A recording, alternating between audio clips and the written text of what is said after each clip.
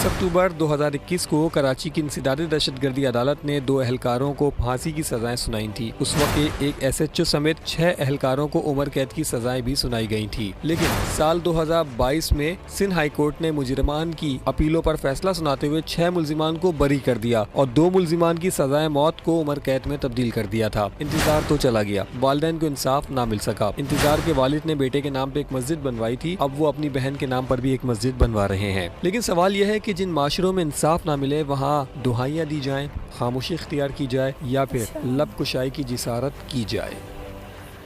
आपने ये रिपोर्ट मुलाहिजा की। इस वक्त मरहूम इंतज़ार हुसैन के जो वालिद हैं इश्तियाक हुसैन, वो इस वक्त हमारे साथ मौजूद हैं। इश्तियाक साहब, बहुत शुक्रिया आपके वक्त का कि आप तशरीफ़ लाए। इश्तियाक साहब, पहले तो अभी बरसी करीबी है इंतज़ार की, तो अल्लाह ताला आपको सब्र दे, हम आपके लिए दुआ गो भी हैं। मुझे ये बताएगा, जो इंसाफ का निज़ाम अभी है, मुझे पता है आप उस तरह से आपको इंसाफ नहीं मिला, लेकिन अब तक जो कुछ हुआ जैसे हो रहा है, आप मुतमईन भी हैं या नहीं? इंसाफ का निज़ाम अगर यहाँ नहीं भी है तो अल्लाह के यहाँ तो है। वहाँ तो मुझे हर कीमत में इंसाफ मिलेगा, क्योंकि वो मेरा ही इकलौता बेटा नहीं था, मेरे ख़ानदान का इकलौता वारिस था। इसीलिए जब वारिस ही नहीं रहा तो वरासत क्या करेगी। तो मैंने सोचा कि ये वरासत जिनकी है वो जिस जहाँ में हैं, जिस दुनिया में हैं, उसी दुनिया में उनकी वरासत भेज दी जाए। सही। तो अभी जो आपने पहले इंतज़ार के नाम पे एक मस्जिद, पहले मैंने अपनी ज़ौजा दरख्शां अच्छा, और अपने बेटे इंतज़ार के नाम से एक मस्जिद तामीर करवाई थी कोरंगी ज़मान टाउन में। अच्छा। और आप लोगों ने मुझे बुलाया भी था प्रोग्राम में, तो वो चल रही है अल्हम्दुलिल्लाह। उसमें माशाअल्लाह से काफ़ी नमाजी आते हैं और बड़ी आबाद मस्जिद है वो, और बड़ी खूबसूरत मस्जिद है, और उसके तमाम अखराजात भी मैं ही उठा रहा हूँ। अच्छा। और इस मस्जिद के जो मैं अपनी बहन के नाम पे तामीर करवा रहा हूँ, जिसका कल संग बुनियाद रखा जा रहा है, उसके भी तमाम अखराजात मैंने उठाने का बंदोबस्त कर लिया है। ये सारी जायदाद मेरे बड़े भाई की थी, जो उन्होंने इंतहाई मेहनत से कमाई थी, हक हलाल का पैसा था, मेरी माँ की किफ़ायतशारी थी जो उन्होंने पसंदाज किया था, लेकिन उनको इस दुनिया में बरतना नसीब ना हुआ। ये सब इंतज़ार के लिए था, इंतज़ार की वरासत थी ये। इंतज़ार की शादी होती, उसकी फैमिली होती, वो बरतता। मैं फिर भी नेक कामों में पैसे खर्च करता, लेकिन इतने नहीं, 5%, 10%, 15%, 20%। लेकिन अब तो मेरा कोई वारिस ही नहीं है, और हमारे ख़ानदान का इकलौता वारिस था। तो मेरे पास तो यही सोच थी कि अल्लाह ताला ने मुझे तौफीक दी, ये सोच दी, उसका मैं बहुत शुक्र अदा करता हूँ। तो जिनकी ये वरासत है, वो जिस दुनिया में चले गए, उसी दुनिया में मैं उनकी ये वरासत भेज रहा हूँ, और अल्लाह उनको कबूल करे और उनको अजर अज़ीम अता करे। आमीन। अब लेकिन इश्तियाक साहब, इसमें तक का जो 6 साल का वक्त गुजरा है, यकीनी तौर पर एक जवान लाश उठाना बाप के लिए बड़ा मुश्किल होता है, और फिर उस गम के साथ 6 साल गुजारना और कानून इंसाफ के लिए जंग लड़ते रहना, ये उससे भी शायद मुश्किल मरहला होता है। बस अल्लाह ताला जब गम देता है किसी को, तो सब्र भी वही देता है। अल्लाह ने मुझे सब्र दिया, मैंने सब्र किया, और मैं अल्लाह का बड़ा शुक्र अदा करता हूँ। उसकी मसलहत होगी, ये फ़ैसले तो अल्लाह के थे, किसी की जान बेहुक्म खुदा नहीं जा सकती। तो मैं अल्लाह की रज़ा में राज़ी हूँ, अल्लाह का यही फ़ैसला था। और तो इंतज़ार के हवाले से अभी मुझे इश्तियाक साहब बताएगा, कोर्ट से आपको क्या उम्मीद है? जब हाई कोर्ट का फैसला आया था तो उसमें 1 महीने का वक्त था अपील लगाने का, और मैंने अपील लगाई है सुप्रीम कोर्ट में।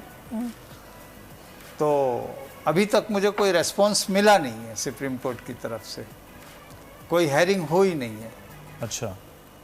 आपने तो कितना अर्सा हो गया? इस 1 साल हो गया। 10 अक्टूबर 2022 को हाई कोर्ट की डिसीजन आई थी जी, जजमेंट आई थी। तो नवंबर में आपने अपील लगाई? मैंने नवंबर में अपील लगा दी थी। थोड़ा सा बताएंगे इस अपील में आपने क्या मौक़िफ़ क्या इख्तियार किया, हमारे नाज़रीन के लिए बताइएगा। किसने? आपने, ये जो अपील आपने वहाँ पे की है। हमने ये मौक़िफ़ अपनाया है कि इंतज़ार के कातलों की जो सज़ाएं हैं वो बहाल की जाएं। तो ऐसा मामला क्या हुआ था जब एटीसी का जो फैसला था उससे आप मुतमईन थे? मुझे याद है हाँ, आपने मीडिया पे दहशतगर्दी बात की की अदालत थी। का जो फैसला था वहाँ 3.5 साल केस चला है, 80 हेयरिंग हुई है, तमाम शवाहिद देखे गए हैं, तमाम गवाहों के गवाहियाँ ली गई हैं, तमाम सबूत मौजूद थे, सीसीटीवी फुटेज के कैमरे की पूरी फिल्म मौजूद थी जो कि दहशतगर्दी की अदालत में जज साहब ने चलाई भी है और उसको इन्होंने एग्री भी किया है। तमाम बातों को मद्देनज़र रखते हुए एटीसी कोर्ट ने फैसला दिया था। सही। और उस फैसले से मैं मुतमईन था। सजाएं फिर कैसे मुअत्तल हुई जो आप बहाली के लिए आप सुप्रीम कोर्ट से आपने उम्मीद लगाई हुई? एक ट्राई, एक कोशिश है, तो सुप्रीम कोर्ट में जाने का हक था मेरा जी। तो मैंने अप्रोच किया, अपील लगाई है। सही। अब फैसला जो भी हो।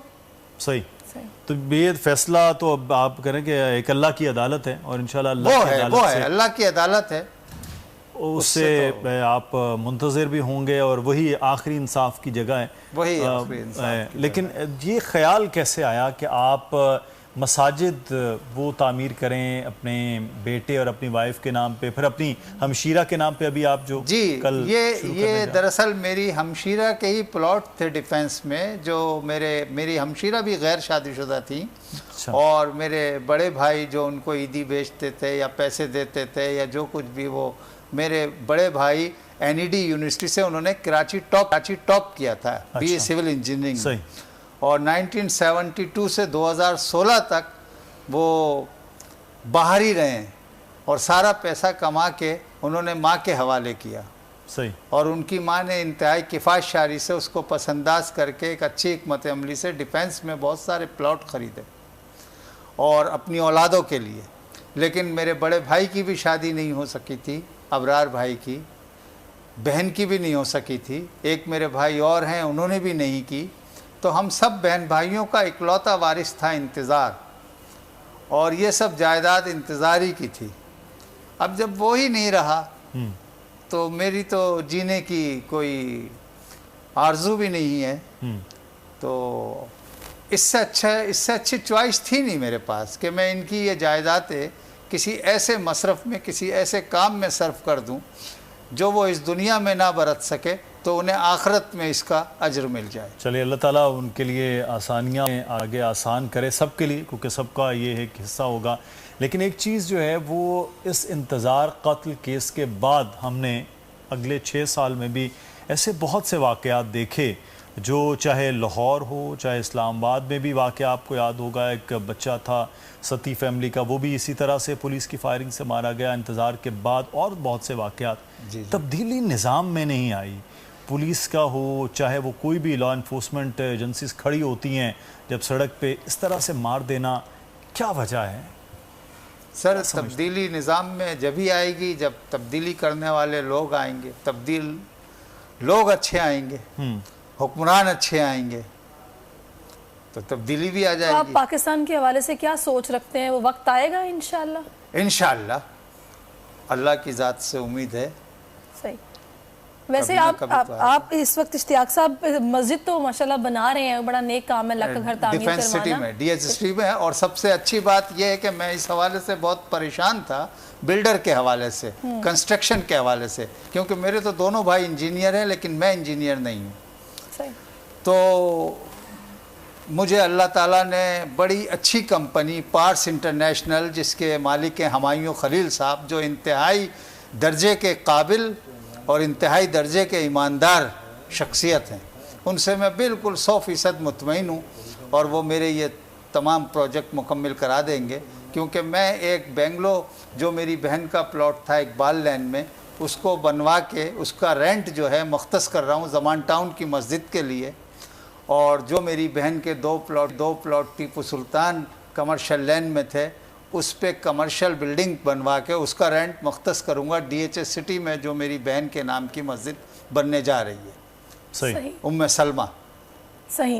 नहीं, बहुत अच्छी बात है। मेरी बहन इंतज़ारी के दुख में मर गई 25 मार्च बस ये असल में दुख होता है खानदान का जो बड़ा 25 मार्च 2021 को। सही। चलें जी, अल्लाह ताला इस कार्य खैर का अजर दे, आपको भी, फिर जो मरहूमीन है उनको भी ये इसका सवाब पहुंचे। अभी हम खबर आ रही है जो हमें नाज़रीन के साथ शेयर करनी है, हक महर के हवाले से। ये सुप्रीम कोर्ट का बड़ा फैसला है, खातून जब भी तकाजा करे शौहर हक महर की अदायगी का पाबंद होगा। तो सुप्रीम कोर्ट 6 साल तक हक महर की अदायगी में ताखीर पर शौहर को 1 लाख जुर्माने का हुक्म। हक महर शरई तकाजा है जिसका तहफ़्फ़ुज़ मुल्की क़वानीन में मौजूद है। हक महर की अदायगी का वक्त निकाहनामा में मुकर्रर ना हो तो बीवी किसी भी वक्त तकाजा कर सकती है। ये फैसला सामने आया। सुप्रीम कोर्ट मौजूदा केस में बीवी को हक हुसूल के लिए मुकदमा दायर करना पड़ा जो 6 साल बाद सुप्रीम कोर्ट पहुंचा। फैसला अदालतों ने गैर ज़रूरी अपीलें दायर करने पर शौहर को जुर्माना आयद नहीं किया। इसी हवाले से बात करेंगे, समाजी रहनुमा आलिया सारिम साहिबा में ज्वाइन कर चुकी हैं। आलिया साहिबा, बहुत शुक्रिया आपके वक्त का। ये बड़ा फैसला है हक महर के हवाले से कि जब भी बीवी तकाजा करे शौहर पाबंद होगा उसको हक महर की रकम अदा करने का। किस तरह देख रही हैं आप? जी आलिया साहिबा। ये तो अल्लाह ताला ने हक हमें बहुत पहले दिया हुआ है। ये तो कवानीन की इम्प्लीमेंटेशन में कमी थी जिसकी वजह से नहीं मिल पा रहा था। हक महर 2 तरह का होता है, एक वो जो फौरी अदा किया जाता है और एक वो कि जो बीवी जब तलब करेगी तब अदा किया जाता है। अच्छा, इसमें जो बड़ी बात है ना, जो अहम बात है वो ये है कि 6 साल का वक्त अगर गुजर गया तो मेरा ख्याल बताया गया कि 1 लाख रुपए जुर्माना भी होगा शौहर को। ये तो बहुत बेहतरीन बात है ना। यानी देखिए, जब सही हक पर कोई नहीं चलेगा और उसको जुर्माना आयद होगा, शौहर ने हक महर अदा करना ही करना है। और फौरी, जैसे मैंने कहा ना, 2 तरह के हैं कि एक फौरी अदा करना होता है और एक शादी की रात अदा करना है और एक जब औरत तलब करे। तो अगर इम्प्लीमेंटेशन ना हो रही हो, अगर वो हक महर ना अदा कर रहा हो तो जुर्माना तो 100% बनता है। यानी अब जब कानून की और जो मुआहिदा है उसकी खिलाफ वर्जी करेंगे, मजहब के भी खिलाफ जाएंगे। निकाह का मतलब है कि हम इसे बिल्कुल इस्लामी तरीके से हम किसी औरत को अपनी जिंदगी में ला रहे हैं। तो जब हम इतनी खूबसूरती से इस बंधन को बांध रहे हैं तो फिर अल्लाह के सारे जो भी हम पर फराइज है वो हमने अदा करने। हमारे तमाम मसाइल जो मैं देख रही हूँ माशरे में है ये कि चाहे कानून है चाहे मजहब है, हम उसमें से अपनी मर्जी की चीजें निकाल लेते हैं जिससे वो चीज बिगड़ जाती है। और हक महर जब इस तरह से अदा होगा फिर बहुत सारे जो मर्द हजरात के शादी के वक्त में कह देते हैं हाँ कुछ भी लिखवा दो हक महर, क्या फर्क पड़ता है, हमने कौन सा देना है और औरत कौन सा हमसे ले सकेगी। इसको इतना रुला देंगे, इतने चक्कर लगवाएंगे हम इनके अदालतों में कि परेशान होकर लेकिन आलिया साहिबा, बहुत सारे रिश्ते इस बात पर टूट भी जाते हैं कि हक महर की रकम इतना तवील क्यों है या फिर इतना कम क्यों है? हाँ, देखिए बात इसीलिए तो टूटते हैं ना कि वो औरत को इस तरह से प्रेशराइज करते हैं। हमारे यहाँ सिर्फ औरत नहीं, कमजोर को प्रेशराइज करने का तरीकेकार है। वो इसीलिए इसको लंबा टूल देते हैं कि किसी न किसी सूरत ये चीज खत्म हो जाए। इम्प्लीमेंट कानून होता ही वो है, इंसाफ होता ही वो है जो सबको मिले और फौरी मिले। तो ये बहुत एक अच्छा कदम है जिससे मैं समझती हूँ मसाइल बहुत हल होंगे और लोग इससे हक महर से खेलने से बाज आएंगे। उन्हें मालूम होगा कि एक ऐसी कमिटमेंट है जो फौरी करनी है और अगर वो इसको नहीं करेंगे तो बेहतरीन बात है कि कानून हरकत में आ जाएगा। चंद केसेस भी ऐसे रजिस्टर हो जाएंगे सजाओं के, और जब जुर्माना देना पड़ेगा तो और ज्यादा इनको समझ में आ जाएगी बात कि जुर्माने का मतलब तो ये है कि जो असल है वो तो देना ही देना है और उसके ऊपर मजीद देना पड़ेगा। इस किस्म के इकदाम बहुत बेहतरीन होते हैं और असल में वुमेन एम्पावरमेंट में औरत के लिए ये सारी चीजें बहुत पॉजिटिव जाएंगी क्योंकि अमली तौर पर जो उसका हक है उसको मिले और उसको फौरी तौर पर मिले। तो बहुत बेहतरीन फैसला है ये और इस तरह के फैसले मजीद आने चाहिए क्योंकि मेरे पास ऐसे जाने कितने केसेस हैं। क्योंकि बाज दफा ये भी होता है कि खुला की तरफ लेकर जाते हैं, यानी शादी हुई, अब मर्द क्या कर रहा है, हर तरह का जुल्म ज्यादती या ससुराल वाले जुल्म ज्यादती, खासतौर पर वो बच्चियां जिनका मैका स्ट्रॉन्ग नहीं होता। तो जुल्म ज्यादती का वजह यही है कि ये तलाक न ले, ये खुला की तरफ जाए ताकि इसको हक महर माफ करना पड़े। हक महर अल्लाह ताला ने औरत का ऐसा हक रखा है कि उसको इस तरह से जुल्म ज्यादती से माफ करवाने वाले कहीं नहीं बख्शे जाएंगे। लेकिन अगर दुनिया में उनको सजा मिले और फौरी सजा मिले तो ये बहुत बेहतरीन कदम है। मैं जाती तौर पर ये समझती हूँ कि वुमेन एम्पावरमेंट पे बात बहुत होती है लेकिन इस तरह के जो आज कदम उठाया गया है इस तरह के इकदाम होने चाहिए। एक और जो चीज़ हम अपने रसूम में, रिवाज में, अपने ख़ानदान के सिस्टम में देखते हैं कि जब बच्ची की शादी हो रही होती है निकाहनामे में बहुत सी चीज़ें उस तरह से फिल नहीं की जाती जो उसको शरीयत और कानून दोनों हक देता है। फिर जब हक महर लिखवाते हैं वो लड़की वाले खुद भी बहुत कम हक महर लिखवा देते कि कहीं ज़्यादा लिखवाने से नाराज़गी ना हो जाए लड़के वालों की। तो इन रसूम को भी, रिवाज को भी तोड़ने की ज़रूरत है कि जो शरीयत और जो कानून खुद हक दे रहा है कम से कम वो तो बच्चों के लिए, बच्चियों के लिए लिखवाया जाए ताकि अगले आने वाले वक्त में वो अपने आप को भी महफूज समझ सकें और जो तकाजा है वो भी पूरा हो सके। 100% सही बात है। बल्कि सिर्फ यही नहीं, अव्वल तो जहेज बहुत बड़ी लानत है, उसकी जरूरत नहीं है, फिर भी हमारे लोग रुकते नहीं है, जहेज देते हैं और कई दफा जहेज देते हैं और जायदाद में हिस्सा नहीं देते, समझते हैं जहेज की मद में सब कुछ हमने दे दिया। जहेज की एक पूरी प्रॉपर लिस्ट होती है जिसको प्रॉपर रिसीविंग करवानी चाहिए और वहां पर किसी ऐसे बंदे के साथ प्रॉपर लीगल तरीके से उसकी रिसीविंग हो या शौहर से करवा लें तो बहुत बेहतरीन बात है। और ये सारे पेपर ये किसी या तो खातून अपने पास कहीं ऐसे रखे कि कोई उनसे छीन ना सके, चुरा ना सके, क्योंकि खुदा ना खासा अल्लाह करे रिश्ते सबके निभे, लेकिन अगर ना निभे तो याद रखिएगा ये जो कागजी कार्रवाई होती है ये बहुत अहमियत रखती है, चाहे रिश्ता कितना ही नाजुक और कितना ही मजबूत हो, दोनों सूरतों में इसको अपने पास रखना चाहिए। जब कभी ये हालात बिगड़ते हैं तो अदालत में ये पेपर जमा कराने पड़ते हैं, वो रसीदें भी अपने पास रखनी चाहिए जहां से आपने बच्ची का जेवर खरीदा है, जहां से आपने मजीद इलेक्ट्रॉनिक्स का सामान खरीदा है, क्योंकि अदालत में वो भी पेश करनी होती है। और जो रिश्ता, एक चीज और कह दूं, जो रिश्ता शुरू में औरत को इज्जत नहीं दे रहा, यानी हक महर ये सोचकर नहीं रखवाया जा रहा कि रिश्ता खत्म हो जाएगा, तो जिस रिश्ते की बुनियाद में औरत की इज्जत नहीं है उस रिश्ते को बनना ही नहीं चाहिए, उसी वक्त खत्म हो जाए तो बेहतर है। सही। अच्छा बाजिया साहब, एक और चीज, क्योंकि यहाँ पर रिश्तों की और ये इस हवाले से हम बात कर रहे हैं हुकूक की, तो मैंने ये भी देखा है कि एक औरत जब तलाक याफ्ता हो जाती है तो बाहर के ममालिक में तो इतना ज़बरदस्त उसूल है कि वहाँ पर वो मर्द जो उसको छोड़ रहा है उसकी प्रॉपर्टी का आधा हिस्सा उस औरत को मिलता ही मिलता है। ये मुमकिन ही नहीं है कि वो उसको ऐसे ही छोड़ के बस चला जाए। यहाँ पर तो बच्चों की कस्टडी पे इतना प्रॉब्लम है कि खर्चा बंद कर दिया जाता है, कोई पूछने देखने वाला नहीं होता। वो औरत बेचारी अकेली एज ए सिंगल पेरेंट काम भी करती है, उस बच्चे को पालती भी है, और वो मर्द आजाद होता है, शादी भी कर लेता है और चला भी जाता है। वो धक्के खा रहे होते। बिल्कुल, इस हवाले से भी कुछ लूप होल्स हैं जिन पर सख्ती से काम भी होना चाहिए और कानून साजी भी होनी चाहिए। बिल्कुल लूप होल्स है। अच्छा, लूप होल्स जो है ना, ज्यादातर ये मोस्टली ये इम्प्लीमेंटेशन में है, यानी कानून बहुत बेहतरीन है, ये नहीं कि कानून में बिल्कुल ऐसा ही है जी। कानून मजहबी में तो मैं कहती हूँ दुनिया का बेहतरीन मजहब है हमारा, उसमें तो बहुत ही बेहतरीन बातें, लेकिन हमारा कानून भी अच्छा है, कानून में चीजें मौजूद हैं हमारे पास, उसकी इम्प्लीमेंटेशन इस अंदाज में करवाते हैं। खासतौर पर कानून से लोग खेलते हैं, यानी उसको तोड़ मरोड़ करके अपनी मर्जी के हिसाब से उसमें वकील जो है, अल्लाह ताला हम सबको नेक हिदायत दे, वकील जो किरदार अदा करता है, वकील जिस तरह से केसेस को पलटता है, यहाँ तक होता है कि एक मर्द जिसके पास बहुत सारी इनकम है, बहुत सारे उसके पास जायदादें सब हैं, और अदालत में ये कहा जाता है कि ये तो कमाते ही कुछ नहीं है, इसकी तो सोर्स ऑफ इनकम नहीं है। अब अगर वो किसी गवर्नमेंट ऑफिस में या किसी ऐसी कंपनी में जहां से सारी सैलरी स्लिप्स वहां से आ जाती है, वहां तो वो मर्द पाबंद हो जाता है कि उसको मेंटेनेंस देनी होती है, और केस स्ट्रांगली लड़ा जाए तो जल्दी मेंटेनेंस बनती है। लेकिन बहुत शुक्रिया आलिया साहिब साहब हमारे साथ मौजूद, और इस वक्त आपको बराह रास्त लिए चलेंगे मेजर शब्बीर शरीफ शहीद के इस वक्त यादगार पर फूल चढ़ाए जा रहे हैं। सन 71 की जंग के हीरो जिन्हें निशान हैदर भी दिया गया था, मेजर शब्बीर शरीफ शहीद, निशान हैदर का 22वां यौम शहादत है। मेजर शब्बीर शरीफ शहीद, निशान हैदर का 52वां यौम शहादत है आज। मेजर शब्बीर शरीफ शहीद के इस वक्त यादगार पर फूल चढ़ाए जा रहे हैं। हेड सुलेमान की बॉर्डर पर मेजर शब्बीर शरीफ शहीद ने सन 1971 में जाम शहादत नोश किया था, जमा मर्दी से मुकाबला करते हुए। और मेजर शब्बीर शरीफ शहीद के जो भाई हैं राहील शरीफ, वो भी पाकिस्तानी फ़ौज के चीफ रह चुके हैं। ये भी एजाज़ इनके ख़ानदान को हासिल है, और इसी ख़ानदान में सन 1965 में मेजर अजीज़ भट्टी शहीद को निशान हैदर दिया गया था। और मेजर शब्बीर शरीफ निशान हैदर का 22वां यौम शहादत, जिन्होंने 1971 में हेड सुलेमान की बॉर्डर पर जंग लड़ते हुए फाजिलका के मकाम पर जाम शहादत नोश किया था।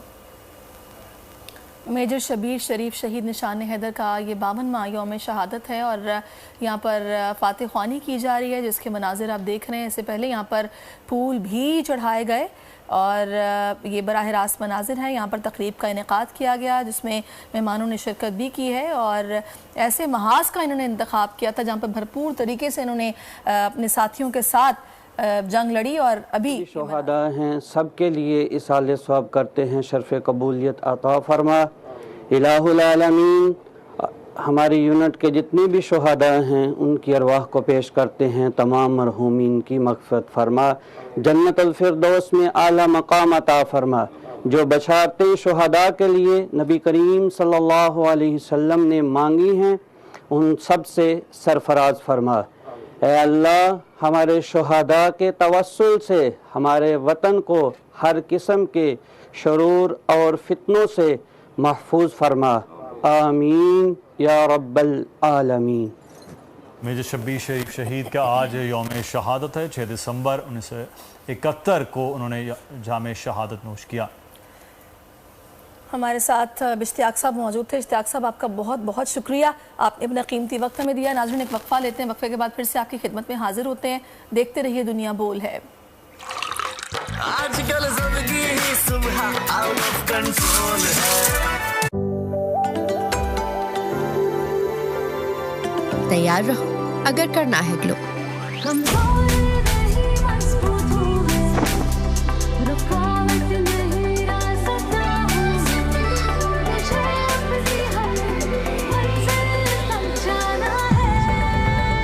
मंजिल के रास्ते पर धूप से ना डरो, धूप में ग्लो रखो बरकरार। ग्लो एंड लवली सिर्फ क्रीम नहीं, सीरम क्रीम। इसका मल्टीविटामिन सीरम गहराई में जाए, दाग धब्बे घटाए, दे 3 गुना ब्राइट ग्लो।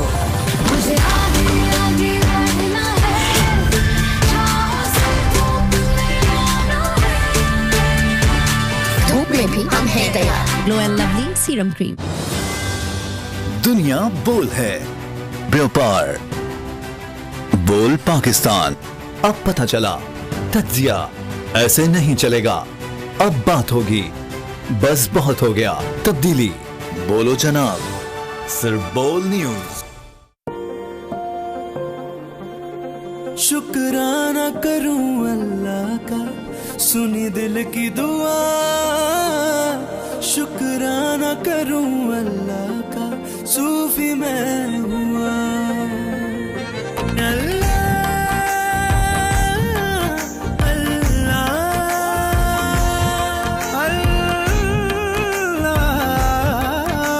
सूफी जो नाम है एतमाद का।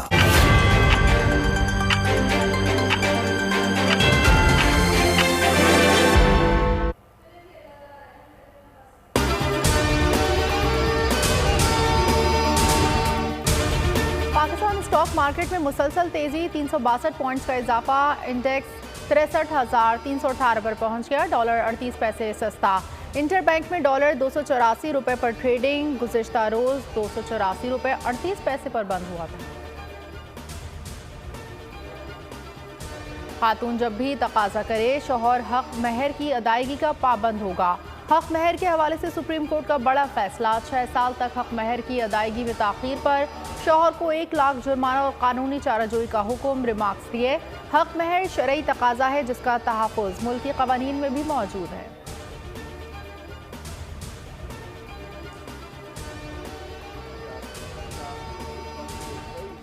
मेजर शब्बीर शरीफ शहीद निशान हैदर का 52वां यौम शहादत। Major general Mohammad Shuja Anwar GOC Lahore ने मज़ार पर फूलों की चादर चढ़ाई और फातिहा ख़्वानी की। मेजर शब्बीर शरीफ शहीद निशान हैदर का 52वां यौम शहादत और इसकी तकरीब इस वक्त आप मुलाहिज़ा कर रहे हैं। दुश्मन अपनी जानें बचाने के लिए मैदान जंग छोड़कर भाग निकले। मेजर शब्बीर शरीफ की कामयाब कमांड से 43 भारतीय फ़ौजी हलाक हुए। 6 दिसंबर 1971 को मेजर शब्बीर शरीफ दलेरी से लड़ते हुए जाम शहादत नोश किया। बेमिसाल जुर्रत और बहादुरी पर आपको हुकूमत पाकिस्तान की जानिब से निशान हैदर से नवाजा। इंसान की ज़िंदगी तो बाइज़्ज़त होनी चाहिए लेकिन मौत भी बावक़ार होनी चाहिए। मेजर शब्बीर शरीफ का बयान। मेजर शब्बीर शरीफ शहीद निशान हैदर का 52वां यौम शहादत। मेजर शब्बीर शरीफ 28 अप्रैल 1943 को गुजरात के इलाके में पैदा हुए। मेजर शब्बीर शरीफ का ख़ानदान पाकिस्तान आर्मी से वाबस्ता था। फ़ौजी घराने में होने की वजह से मेजर शब्बीर शरीफ शहीद एक निडर इंसान थे। मेजर शब्बीर शरीफ ने अप्रैल में मेजर शब्बीर शरीफ शहीद निशान हैदर का 52वां यौम शहादत। GOC लाहौर ने इसमें शिरकत की और आज 6 दिसंबर लफ्जी निश्तर, इल्जामात की गोलाबारी और तंज की बौछार।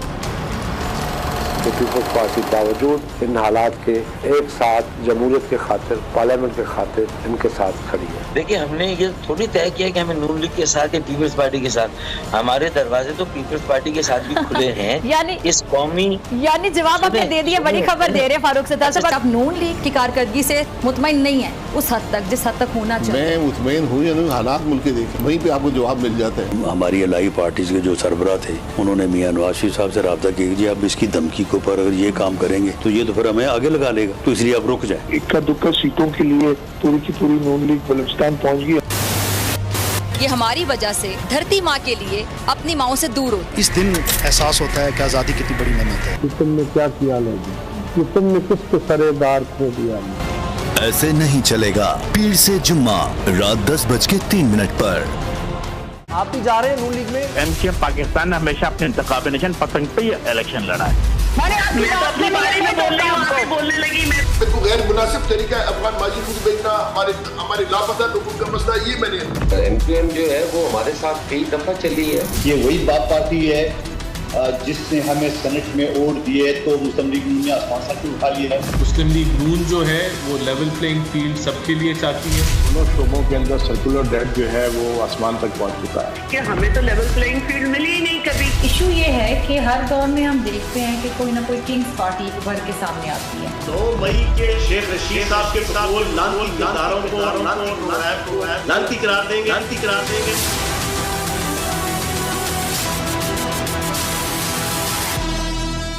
फासले की हर जंजीर को तोड़ के हम पहुंचे पाकिस्तान के हर सूबे, हर गांव, हर कस्बे, हर गली से जुड़े मसाइल तक। हर खबर खास होगी, हर रंग और उमंग हमारी है पहचान। हमारी सकाफत ही तो है हमारी आन। बने हर पाकिस्तानी की आवाज, देखिए पाकिस्तान का हर रंग। बोल पाकिस्तान, रोजाना शाम 5:03 पर सिर्फ बोल न्यूज पर। खबरों का पहाड़ा 3, 6, 9, 12 बुलेटिन्स का सबसे मुनफरिद नाम बोल न्यूज हेडक्वार्टर्स। एक ऐसा बुलेटिन जिसे देखता और जानता है पूरा पाकिस्तान, क्योंकि सिर्फ बोल न्यूज हेडक्वार्टर्स ही है हर पल लाइव।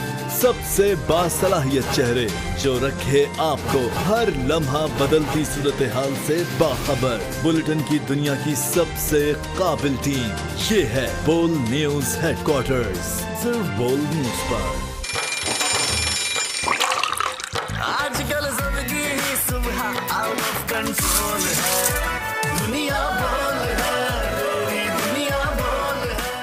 ब्रेक के बाद आपको खुश आमदेद कहेंगे। पाकिस्तानी स्कूल ने जनूबी एशिया के बेहतरीन ग्लोबल स्कूल का एजाज़ अपने नाम किया। ये स्कूल कौन सा है ये तो आपको इस रिपोर्ट में हम बताते हैं, लेकिन इस रिपोर्ट के बाद स्कूल की 2 तलबा हमारे साथ मौजूद होंगी जिन्होंने दुनिया भर में पाकिस्तान का नाम मुदस्सिर रोशन किया है। बिल्कुल, और हम इन तलबा से मुलाकात करवाएंगे। इन तालिबात में कंज़ा है और दूसरी सुमैया है, लेकिन पहले आपको उनकी अचीवमेंट से मुताल्लिक, उनके स्कूल से मुताल्लिक एक रिपोर्ट दिखाते हैं।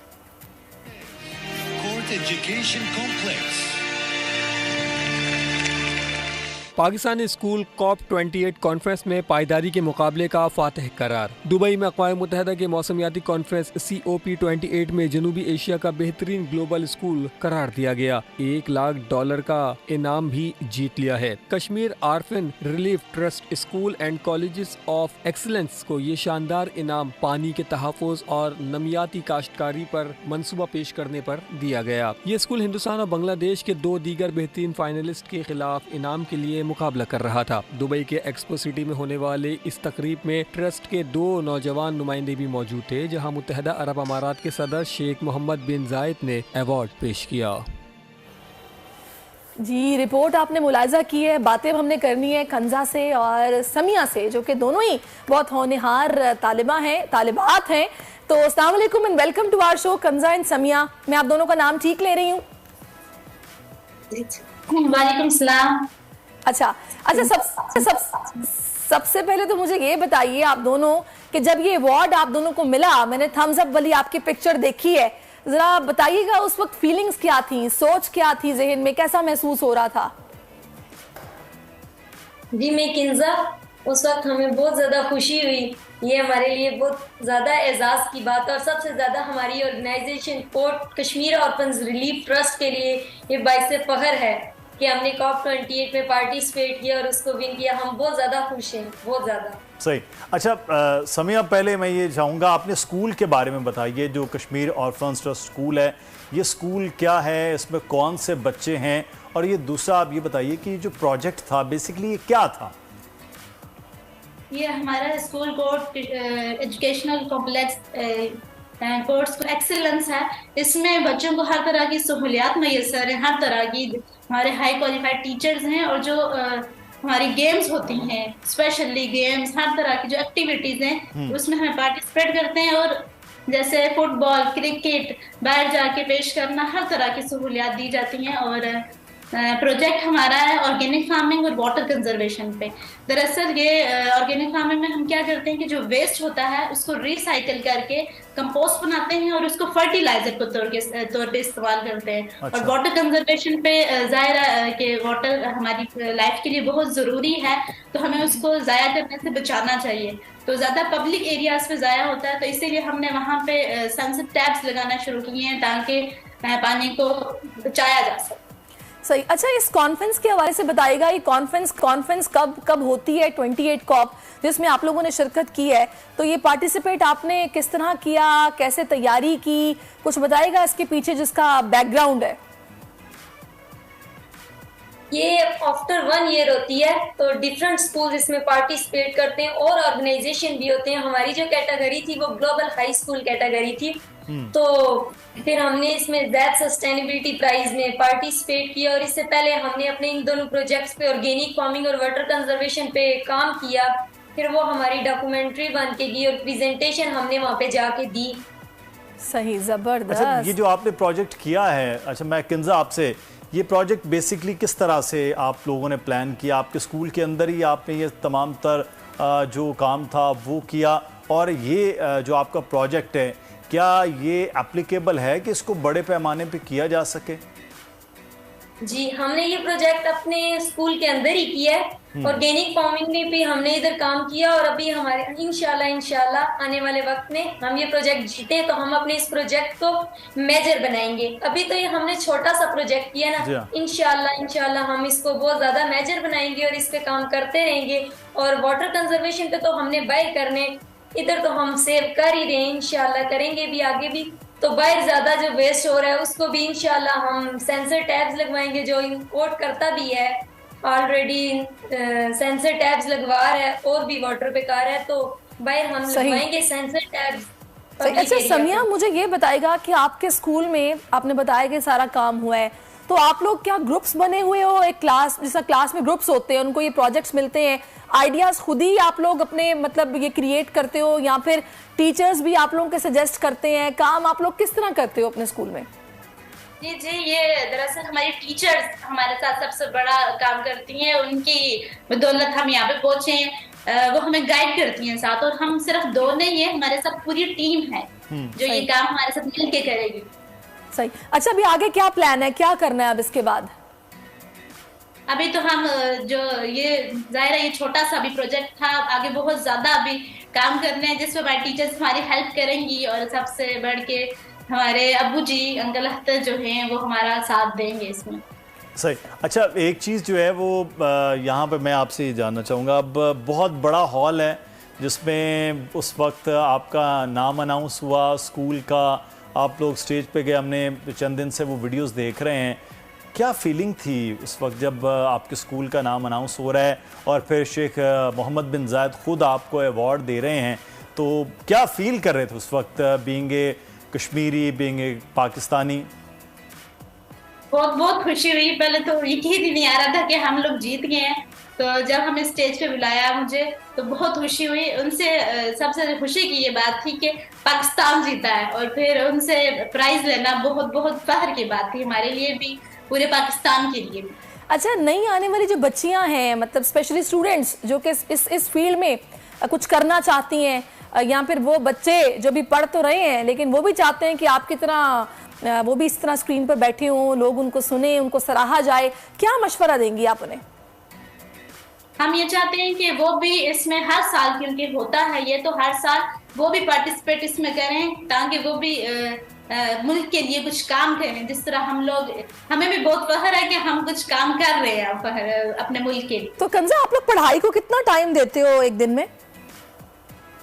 हम सुबह स्कूल जाते हैं तो हमें 2 बजे छुट्टी होती है और उसके बाद तो खाना वगैरह खाया और उसके बाद फिर हमारी नाजरा क्लास, ट्यूशंस होती हैं शाम में, रात तक काफी टाइम तक पढ़ते रहते हैं। और बीच में जो हमारी जो ब्रेक होती है उसमें हम एक्टिविटीज करते हैं, डिफरेंट गेम्स सीखते हैं। हम कौन सी गेम सीखते हैं बताइए? बैडमिंटन, फुटबॉल, यहाँ पे बॉयज के लिए क्रिकेट, फुटबॉल। सही। अच्छा, आपके स्कूल की अगर हम बात करें तो स्कूल की ऐसी क्या ख़ास बात है इस स्कूल के अंदर जो बाकी स्कूल से आपको डिफरेंट करती है? यहाँ ऐसा क्या सिखाया जा रहा होता है? क्योंकि हम तो देखते हैं बच्चों के किताबों का बड़ा ढेर है, फिर रट्टे लगा रहे होते हैं बच्चे, क्वेश्चन याद करना, एक बड़ा प्रेशर होता है। आपके स्कूल में ऐसा डिफरेंट क्या है? हमारा स्कूल वैसे सबसे डिफरेंट है। हम तो यही मानते हैं कि सबसे बेस्ट जो है ना वो हमारा स्कूल है। यहाँ पे पढ़ाई पे भी तवज्जो दी जाती है, पढ़ाई के साथ साथ हमें ना दूसरी एक्टिविटीज भी करवाई जाती हैं। जो भी एक्टिविटीज होती हैं हम उनमें पार्टिसिपेट करते हैं। तो हमारी टीचर्स हाई क्वालिफाइड हैं। तो कितने टोटल आप बच्चे हैं जो स्कूल का हिस्सा हैं, कितने असातिज़ा हैं? क्योंकि आप लोग स्कूल का ही हिस्सा हैं और स्कूल के ही साथ रहते हैं, तो कितने लोग हैं? हमारे जो हमारा हॉस्टल है 500 से अबव अभी हैं। अच्छा। तो हम जो इधर अपने स्कूल में पढ़ रहे हैं, यूनिवर्सिटी में बच्चे जाते हैं, बाहर कॉलेज हमारा अपने कॉलेज तक हम अपने स्कूल में पढ़ रहे हैं। सही। चलें, बहुत शुक्रिया कंजा समिया, ऐसे ही मुल्क का नाम रोशन करती रहें, मेहनत करती रहें। आप हमारे पास तशरीफ लाई, थैंक यू सो मच। नाज़रीन, हमारे बच्चे इल्म के अलावा खेल के मैदान में भी ख़ुद को मनवा रहे हैं और आज हीरो पाकिस्तान में हमारे साथ एक मेहमान मौजूद होंगे, मुस्तफ़ा आलम, जिन्होंने 1 मिनट में 342 बाउंड्री नंबर याद करके गिनीज वर्ल्ड रिकॉर्ड में अपना नाम दर्ज करवा दिया। फ़ख्र पाकिस्तान मुस्तफ़ा आलम से पहले ये रिकॉर्ड 2015 में इंडिया के पास था, जहाँ के तालिब इल्म ने 1 मिनट में 270 बाउंड्री नंबर याद किए थे। इनके साथ आज मौजूद हैं सानिया आलम, जो कि फ्यूचर स्टिक लर्निंग में बतौर कोच ड्यूटी सर अंजाम दे रही हैं और बच्चों की ज़हनी सलाहियतों को निखारने में अपना किरदार अदा कर रही हैं। आपको इनसे मुलाकात भी करवाते हैं। तो ये भी एक खेल भी है और साथ ही साथ ये स्पोर्ट्स भी है। तो ये खेल क्या जो तालीम है और तालीम के साथ खेल है। मुस्तफ़ा आलम इस वक्त हमारे साथ मौजूद हैं, मुस्तफ़ा से बात करते हैं। अस्सलाम वालेकुम मुस्तफ़ा, कैसे हैं आप? आप कैसे हैं? बस फर्स्ट क्लास। मुस्तफ़ा, ये क्या, पहले तो अपने ये बताइएगा कि ये क्या है, नंबर्स को याद करना ये है क्या हमारे नाज़रीन के लिए, हमारे लिए, क्या आसान हो जाए हमें समझने में कि ये क्या चीज़ है? अच्छा, जो मैंने डिसिप्लिन किया है वो है the most binary digits memorised in 1 minute. उसमें ये होता है कि रैंडमली जनरेटेड बाइनरी डिजिट्स होते हैं 1s and 0s के रैंडम सीक्वेंस एक स्क्रीन पर आते हैं। फिर उसको 1 मिनट में आप जितने भी याद कर सकते हैं आप उतने याद करते हैं और फिर वो स्क्रीन से चले जाते हैं और फिर आपको verbally each and every binary digit बोलना होता है इन द करेक्ट ऑर्डर, और जहाँ आप गलत होते हैं वहाँ पर रुक जाती है। और मैंने विद ट्रेनिंग 342 बाइनरी डिजिट याद किए हैं इन ऑर्डर और उसको करेक्टली रिकॉल किए हैं। अच्छा मुस्तफ़ा, ये 1 मिनट पे वर्ड्स आते हैं और उसके बाद ये मेमोराइज़ करना, ये इतनी क्या कोई बहुत प्रैक्टिस होती है? किस तरह से आपने किया? बड़ा मुश्किल वाला काम है। जी, मैंने कोर्स ली थी सानिया आलम से, फ्यूचरिस्टिक लर्निंग से, और उन टेक्निक्स के थ्रू ये मेमोराइज करना बहुत आसान हो जाता है। लेकिन यस, बहुत फोकस और प्रैक्टिस के साथ मैंने ये रिकॉर्ड। सही। मुस्तफ़ा, मैं आपसे पूछूंगी कि इसके पीछे ट्रिक क्या है? ये जो दिमाग जो इतने सारे बाइनरी नंबर्स को एकदम समो लेता है, एब्जॉर्ब कर लेता है और आप एकदम उसको 1 मिनट में बता देते हैं, मैं पूछूंगी आपसे क्या ट्रिक है। लेकिन ये जो आपको सिखाने वाली है ट्रिक, वो भी इस वक्त में ज्वाइन कर चुकी है। सानिया हमारे साथ है, माशाल्लाह एक से एक रिकॉर्ड बनवा रही हैं। इससे पहले भी ये रिकॉर्ड्स बनवा चुकी हैं, फ्यूचरिस्टिक के साथ होती हैं ये, वहाँ पर लर्निंग सिखाई जाती है। छोटे छोटे बच्चे, आई थिंक सो 11 ईयर्स से ये स्टार्ट होता है कि बच्चों को यहाँ पे ट्रेनिंग दी जाती है। तो सानिया, अब कैसा चल रहा है ये जर्नी आपका? सबसे पहले एंड मुदस्सिर, बहुत बहुत शुक्रिया आपने शो पे इनवाइट करने के लिए मुझे और मुस्तफ़ा को। सहरिश, आपने बिल्कुल सही कहा, फ्यूचरिस्टिक लर्निंग हमारा इदारा है जिसमें हम ये सिखाते हैं, बट एक करेक्शन है कि ये 10 ईयर्स से ऑनवर्ड इवन अडल्ट्स को हम सिखाते हैं। अच्छा। और हम जो कर रहे हैं वो ये है कि हम 2 किस्म की सर्विसेज यहाँ पे प्रोवाइड कर रहे हैं, जिसका आप नतीजा मुस्तफ़ा की सूरत में भी देख रहे हैं और जो बाकी स्टूडेंट्स जिन्होंने गिनीज वर्ल्ड रिकॉर्ड्स हासिल किए हैं। एक हम सुपर लर्निंग सिखाते हैं और पाकिस्तान के एजुकेशन सिस्टम में भी ये ला रहे हैं कि कैसे कम टाइम में तेज़ी से और ज़्यादा इंसान सीख सके, यानी अपनी जहन की सलाहियतों को इस्तेमाल कर सके। और ये चीज़ हम चाह रहे हैं कि एजुकेशन सिस्टम में आप बच्चों को पहले किताबें पकड़ाने से पहले आप उनको ये सलाहियतें दें। कौन सी सलाहियतें? यादाश्त कैसे इस्तेमाल करते हैं, तेज़ी से पढ़ कैसे सकते हैं यानी speed reading, mind mapping, large amount of information को आप कैसे मैनेज कर सकते हैं। एक बच्चे को, एक बंदे को जब आप ये हुनर दे देंगे, ये 3 स्किल्स दे देंगे, तो वो क्या कुछ नहीं हासिल कर सकता। बिल्कुल सानिया, जाहिर है ये पढ़ाई में उसके लिए इतनी मददगार साबित होगी कि वो चीज़ जो कि पहले वो 10 मिनट में याद करता था, अगर ये वाली उसके पास लर्निंग होगी तो वो 5 मिनट में याद कर लेगा, उसको अपने जहन का सही इस्तेमाल आ जाएगा। मुझे ये बताएगा कि अभी माशाल्लाह से कितने बच्चे जिनको आप ट्रेन कर रही हैं और कैसा पाकिस्तानी बच्चों में पोटेंशियल कितना है?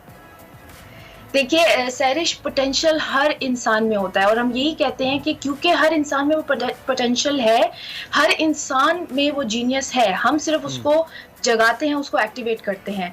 और जहाँ तक आपने पूछा कि कितने बच्चों को हमने ट्रेन किया है, तो मेरी टीम ऑफ 10 है जो ओलंपिक्स की तरह माइंड स्पोर्ट्स होते हैं उसमें compete करते हैं, गिनीज वर्ल्ड रिकॉर्ड हासिल करते हैं। तो मेरी टीम है जिसमें वर्ल्ड मेमोरी चैंपियन मैंने बनाया है, world speed reading champion, world mind mapping champion and total 6 Guinness world records. तो ये एक चीज साइड पर हो गई कि ये मुल्क का नाम रोशन करने के लिए हम लोग करते हैं। उसके अलावा अगर आप पूछें कि इंडिविजुअली कितने लोगों को ट्रेन किया, तो वो हजारों में हम पाकिस्तान में और दुनिया में कर चुके हैं। हमारा इंस्टीट्यूट है कराची में, डिफेंस फेज 6 में। सानिया, एक चीज़ मैं यहाँ पर जानना चाहूँगा, 10 साल के बच्चे उससे पहले, क्योंकि बच्चे तो स्कूल्स आजकल माएँ तो 3 साल के भी भेजने लग जाती हैं, लेकिन 5-6 साल में बच्चा कम अज़ कम ये है कि कुछ ना कुछ खुद से कर रहा होता है। तो किस एज से ये स्टार्ट करना चाहिए और किस एज तक, यानी कि अब अगर सहरिश की उम्र के बच्चे हैं या मेरी उम्र के बच्चे हैं तो वो भी क्या सीख सकते हैं? बच्चे आपकी उम्र के, मतलब 9 साल से 100 साल तक के बच्चों की बात कर रहे हैं। मुदस्सिर, ये है कि एज में इसमें कोई वो नहीं है, कितनी भी उम्र का बंदा ये सब चीज़ें सीख सकता है। और हम 10 क्यों बोलते हैं, वो इसलिए क्योंकि 7 साल की उम्र से पहले तक जो बच्चा है उसके दिमाग के वो पार्ट्स रेडी ही नहीं होते हैं जो फॉर्मल एजुकेशन शुरू कर सके।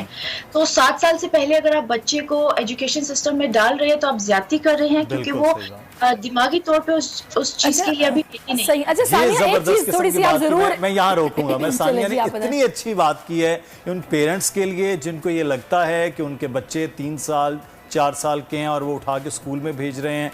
ये बार बार, मैं तो बहुत साल से ये बात करता आ रहा हूँ, लेकिन एक एजुकेशनिस्ट ये बात कर रही हैं तो खुदारा। और वो जिन्होंने बच्चों को Guinness book of world record के वर्ल्ड रिकॉर्ड होल्डर बनाया है, वो कह रही हैं तो बच्चों ये वो माएं हैं मुदस्सिर, ये देखिए, जिनको टाइम चाहिए अपने लिए तो वो बच्चे भेज देती हैं। इस वक्त इस बात पर सानिया और मेरे खिलाफ वो पूरे स्कूल सिस्टम्स हो जाएंगे जिनकी हज़ारों रुपए की फीसें हैं। वो जो कहते हैं कि बच्चों को स्कूल, आपने अभी बच्चे पैदा होते हैं कि कुछ स्कूलों में रजिस्ट्रेशन करवाई जाती हैं, ये सिर्फ और सिर्फ कारोबार है, इससे आगे नहीं है। हम अपने दौर की बात करें तो 6 साल से पहले तो बच्चे 5 साल से बिल्कुल आप सही कह रहे हैं। अच्छा मैं सानिया एक चीज थोड़ी सी और बता दूं कि तो छोटे बच्चों की बात हो गई, लेकिन जो मुदस्सिर की उम्र के बच्चे हैं ना, ये अपने चश्मे रख के भूल जाते हैं, तो उनको आपने सिखाना है। मैं चाह रही हूँ ये चीज आप मद्देनजर रखें। सहरिश, मैं जैसे मैंने पहले आपको बता दिया था, सिर्फ बच्चे नहीं, अगर आप कॉर्पोरेट वर्ल्ड में जाएं तो मैं जैसे Engro fertilizers, Sindh Engro coal mining company, इनके सारे एग्जीक्यूटिव्स, आप इवन कोयटा में जो कमांड स्टाफ कॉलेज है वहाँ के ऑफिसर्स को मैं ट्रेन करती हूँ, पाकिस्तान मिलिट्री एकेडमी को ट्रेन करती हूँ। तो बेसिकली इन शॉर्ट, अगर आपके पास दिमाग है तो आपको सीखना पड़ेगा कि आप उसका बेहतरीन इस्तेमाल कैसे कर सकते हैं। हमारे पास स्मार्टफोन, जैसे स्मार्टफोन्स होते हैं या स्मार्ट गैजेट्स होते हैं, हम उसका मैनुअल निकालते हैं और सबसे पहले फाइंड आउट करते हैं कि इसकी क्या फंक्शनैलिटीज़ हैं, क्या फीचर्स हैं। क्या हमारा दिमाग जो एक सुपर कंप्यूटर है उसका मैनुअल हमने कभी, मतलब किसी के पास है क्या, उसको पता है कि ये सुपर कंप्यूटर कैसे यूज करते हैं? अल्लाह करे ये अवेयरनेस हर पाकिस्तानी के पास हो। पाकिस्तानी तो आधे ही शॉर्ट टर्म मेमोरी लॉस है, वो गजनी वाली सूरत हाल है उनकी। मैं आपकी तरफ वापस आऊंगी। मुस्तफ़ा हमारे साथ और काफी देर से खामोश हैं, इन्होंने तो रिकॉर्ड तोड़ा है। तो मुस्तफ़ा मुझे बताइएगा कि आपने एक भारत का रिकॉर्ड तोड़ा है, तो प्रैक्टिस कितनी की, कैसे की, और कुछ हमें भी सिखाएं ना कि कैसे एब्जॉर्ब कर सकते हैं। मतलब वो इरिटेट नहीं होते थे स्टार्ट में प्रैक्टिस में, क्या है एक जगह ऐसे फोकस करना? हाँ, जो मैंने ये रेकॉर्ड प्रैक्टिस किया है वो कोर्स लेने के बाद मुझे 1 साल लगा था कि हर दिन में 2-3 दफ़ा दिन में ये प्रैक्टिस करता था, और फिर 1 साल में फिर मैंने ट्रायल देके फिर हो गया। और ये है थ्रू टेक्निक्स जिसमें मैं मीनिंगलेस इंफॉर्मेशन को अपने ब्रेन के लिए मीनिंगफुल करता हूँ। तो अगर आप अपने ब्रेन के लिए मीनिंगफुल कर लें तो याद रखना बहुत आसान हो जाता है। फिर तो आपको तो अपने कोर्स बुक्स जो हैं वो तो बड़ी तेज़ी से याद हो जाती होंगी, कोई इशू नहीं होता होगा, थोड़ा देखा और उसके बाद इजीली सब चीज़ें ऐसे ही है? हाँ, यस जी, मैंने इनिशली ये कोर्स ली ही थी ताकि मेरी पढ़ाई में हेल्प हो, लेकिन फिर मुझे ज़्यादा इंटरेस्ट हुआ। फिर मैंने अपने कोच सनिया आलम से पूछा कि मैं कम्पिटिटिव लेवल पे मेमोरी कर सकता हूँ और फिर पाकिस्तान का नाम रिप्रेजेंट कर सकता हूँ वर्ल्ड लेवल पे और फिर अचीवमेंट्स ला सकता। अच्छा सानिया, आप ये बताएगा कि हम बच्चों को ये रिकमेंड तो कर रहे हैं जो 11 साल के हैं या 10 साल से ऊपर जिनकी एज है कि भी आप ये कोर्सेज करें, क्या ये कॉस्टली है या फिर एक नॉर्मल बंदा की अफोर्ड कर सकता है ये वाली ट्रेनिंग्स? जिस लेवल पे दुनिया में ये प्रोवाइड की जा रही है ट्रेनिंग्स, पाकिस्तान में तो खैर हम ही हैं वाहिद जो कर रहे हैं, बिल्कुल अफोर्डेबल है। देखिए सैरिश, आप इसको इस पर्सपेक्टिव से देखें कि हम ऐसी मटेरियलिस्टिक चीज़ों पे हम बहुत पैसे लगाते हैं। इवन एजुकेशन में जो हम जैसे मुदस्सिर बोल रहे थे, इवन एजुकेशन में कितना हम पैसा लगाते हैं, लेकिन वो एजुकेशन आपको एक डिग्री तो दे रही है, लेकिन क्या आप एक ऐसी स्किल पे इन्वेस्ट कर रहे हैं जो आपको उम्र भर ना सिर्फ पढ़ाई में बट आप जो आगे जाके करियर परस्यू करेंगे उसमें भी हेल्प करेगा। तो उसके हिसाब से आप इस तरह समझ लें कि बिल्कुल फ्री ऑफ कॉस्ट ही ये हम कर रहे हैं। तो मुझे अक्सर लोगों को ये समझाना पड़ता है कि this is an investment on yourself, और अगर आप पेरेंट हैं और आपने वैसे मैं सानिया एक बात कहूं, आप लोगों के दिमाग से खेलती हैं, तो मुझे ये बताइएगा ये जो आजकल के बच्चे जो गैजेट से ही बाहर नहीं निकलते, जिनको मोबाइल भी चाहिए, टैब भी चाहिए, मैंने आपसे पहले भी ये सवाल किया था, जिनकी वजह से माएँ परेशान है, मैं स्पेशली अपनी बात भी करूंगी कि मैं समटाइम बड़ी हेल्पलेस हो जाती हूँ, कैसे उनके दिमाग से ये चीज़ निकाली जाए कि भाई इसको छोड़ो इस तरफ आओ? सैरिश, उसका इजी हल ये है कि देखें, हम जब बच्चों को खुद तवज्जो नहीं देते और उनको तवज्जो ना देने की वजह से हम लोग उनको गैजेट्स पे लगा देते हैं। जब आप उसको एक ऐसी चीज़ बच्चे को दे रहे हैं जिससे उसका बार बार डोपामीन यानी फीलिंग गुड वाला केमिकल रिलीज हो रहा है, तो वो बच्चा उसको क्यों छोड़ना चाहेगा, और धीरे धीरे वो उसकी आदत बन जाती है। तो और ये आदत क्यों बन जाती है? क्योंकि वहाँ मज़ा आ रहा है। और किस चीज़ को अवॉइड कर रहे हैं? जहाँ मज़ा नहीं आ रहा, जैसे पढ़ाई में अगर स्ट्रगल है कि कुछ ऐसे सब्जेक्ट्स हैं जो वो पढ़ रहे हैं जिसमें स्ट्रगल है, तो वो ऑटोमेटिकली उसको अवॉइड करना चाहेगा। और जिस तरीके से हम सिखाते हैं कुछ भी, चाहे वो आपकी याददाश्त बेटर करना हो, स्पीड रीडिंग या माइंड मैपिंग या इवन स्ट्रेस मैनेजमेंट, हम वो इस तरीके से सिखाते हैं कि आपका नेचुरल जो लर्निंग एबिलिटीज़ हैं और जो नेचुरल क्यूरोसिटी है वो अवेकन हो जाती है। और उसका मैं आपको एक जो प्रूफ है वो ये बताऊंगी कि हमारे पास जितने भी बच्चे आते हैं, अडल्ट तो साइड पर, लेकिन जितने बच्चे आते हैं वो ये कहते हैं कि अगर जिस तरह आप लोग सिखाते हैं उस तरह स्कूलों में सिखाया जाए तो हम कभी भी ना छुट्टी लेना चाहें और स्कूल में ही पढ़ने का मजा सही। अच्छा, लेकिन एक चीज़ है कि एक बच्चे स्कूल इस वक्त जैसे मुस्तफ़ा भी स्कूल पढ़ रहे हैं, तो स्कूल गोइंग जो बच्चे हैं वो उनको टाइम मैनेज करना, क्योंकि होमवर्क का भी एक लंबा चौड़ा आपको पता है चीज़ें आ जाती हैं, तो साथ साथ ये लर्निंग होना, ये कितना लंबा प्रोसेस है, कितनी देर तक चलें? मुस्तफ़ा तो कम्पिटिटिव उसमें चला गया लर्निंग में, लेकिन आम जो बच्चे हैं वो कितना टाइम चाहिए होता है, कोर्स कितना लंबा होता है और कितना डेली टाइम उसको देना होता है? कोर्स मुदस्सिर, चाहे आप स्पीड रीडिंग का ले लें, यादाश्त का ले लें या माइंड मैपिंग ले लें या even stress management, all of these 4 things everyone needs. 3 दिन का कोर्स होता है बस। अच्छा, तो 3 दिन में आपको वो स्किल हम दे के 3 दिन में क्या कुछ चाबी, कुछ सेल वेल बैटरी के मतलब कैसे जादू का चिराग रखा हुआ है आपने क्या? मैं बिल्कुल कोई जादू की छड़ी यूं नहीं घुमाऊंगी, बोलूंगी एब्राकडाब्रा अब आपके पास ये सलाहियत आ गई है। टेक्निक्स है Mudassir and Sairish, there just techniques. आप वो टेक्निक्स जान जाएं कि आपका ब्रेन काम कैसे करता है, आपका ब्रेन अच्छा कोई इंफॉर्मेशन आई है तो उसको उसके लिए मीनिंग कैसे बनाता है, उसको स्टोर कैसे करता है, ये चीज़ें आप जान जाएंगे तो लर्निंग या यादाश्त इजीली आसान हो जाती है। इन्हीं टेक्निक्स के साथ अगर आपने मॉन्टेसरी खोल दी ना सानिया, बहुत बच्चे आएंगे। मेरा ख्याल है कि ये अभी जो छुट्टियां आ रही हैं सर्दियों की, बच्चों के एग्जाम्स के बाद, लेकिन आपके बच्चे छोटे हैं, बेस्ट ये टाइम है। सब बच्चे जो हैं वो देख रहे हैं, उनके वालिदैन खासतौर पर इस वक्त देख रहे हैं कि बच्चों को इस एक्टिविटी में लाइए।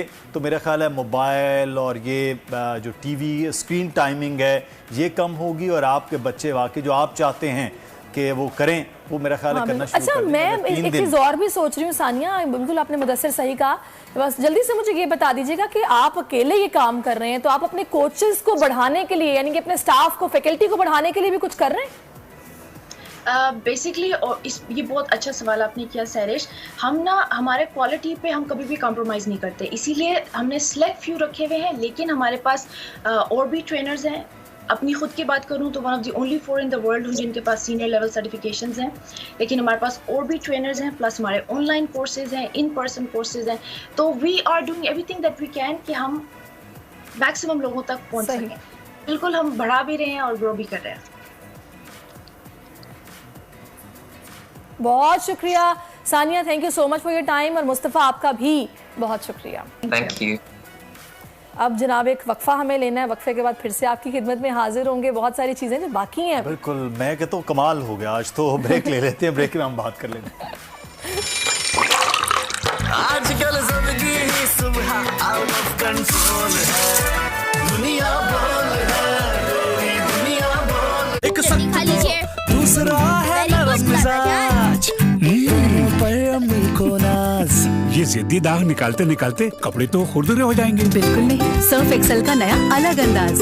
ये जिद्दी दाग निकाले और इनके सॉफ्ट पर्ल्स रखी कपड़े नरम और मुलायम। सॉफ्ट सर्फ एक्सेल, दागों पर सख्त, कपड़ों पर नरम। नया सनसिल्क थिक एंड लॉन्ग, इसमें है योगिक प्रोटीन और केराटिन का सुपर मिक्स, जिससे बाल दिखे 2 गुना ज्यादा घने और मुमकिन करे हर हेयर स्टाइल। कैसा लगा हमारा स्टाइल इस शादी सीजन? जब बाल हो थे कोई भी स्टाइल करो पिक। एक खा लीजिए, दूसरा है नरम मिजाज, पर अम्मी को नाज। ये जिद्दी दाग निकालते निकालते कपड़े तो खुरदुरे हो जाएंगे। बिल्कुल नहीं, सर्फ एक्सेल का नया अलग अंदाज। ये जिद्दी दाग निकाले और इनके सॉफ्ट पर्ल्स रखी कपड़े नरम और मुलायम। सॉफ्ट सर्फ एक्सेल, दागों पर सख्त, कपड़ों पर नरम। रोशनी की रफ्तार से भी तेज हर खबर, कराची से खैबर तक। बोल ही है पाकिस्तान भर में सबसे ज्यादा देखे जाने वाला बोल न्यूज।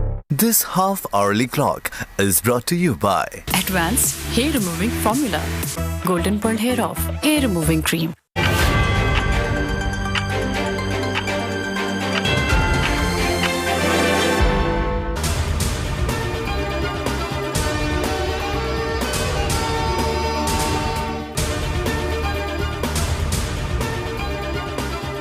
मेजर शब्बीर शरीफ का 52वां यौम शहादत। मियानी साहा कब्रिस्तान में तकरीब। GCO Lahore major general Shuja Anwar की मज़ार पर हाज़री, फूल चढ़ाए, फातिहा खानी। सारा इनाम कत्ल केस की समाअत 11 बजे मुकर्रर। समाअत सेशन जज नासिर जावेद राना करेंगे। वकील सफाई बशारतुल्लाह आज हतमी दलाइल के लिए तलब। और पाकिस्तान विमेंस क्रिकेट टीम डनैजन से क्वींस टाउन पहुंच गई। कल एक रोज़ आराम के बाद जुमे से ट्रेनिंग सेशन का आगाज करेगी। T20 सीरीज का आखिरी मैच 9 दिसंबर को खेला जाएगा। लगता है लाइट नहीं है यहाँ पे। है ना। Alexa turn on the lights. बताया था ना अबू, स्मार्ट अपार्टमेंट है। For booking and details, call now. Exclusively marketed by Grana.com. हर मौसम में मेरा चेहरा रहे बिना चिपचिप सॉफ्ट। बताओ कैसे? नया पॉन्ड्स लाइट मॉइस्चराइजर हर मौसम के लिए। इसका विटामिन ई लाइट फॉर्मूला जिल्द में फौरी जज्ब होके दे बिना चिपचिप और सॉफ्ट स्किन। नया पॉन्ड्स लाइट मॉइस्चराइजर। एक खा लीजिए, दूसरा है नरम मिजाज, पर अम्मी को नाज। ये जिद्दी दाग निकालते निकालते कपड़े तो खुरदुरे हो जाएंगे। बिल्कुल नहीं, सर्फ एक्सेल का नया अलग अंदाज। ये जिद्दी दाग निकाले और इनके सॉफ्ट पर्ल्स रखी कपड़े नरम और मुलायम। सॉफ्ट सर्फ एक्सेल, दागों पर सख्त, कपड़ों पर नरम। तैयार रहो अगर करना है ग्लो।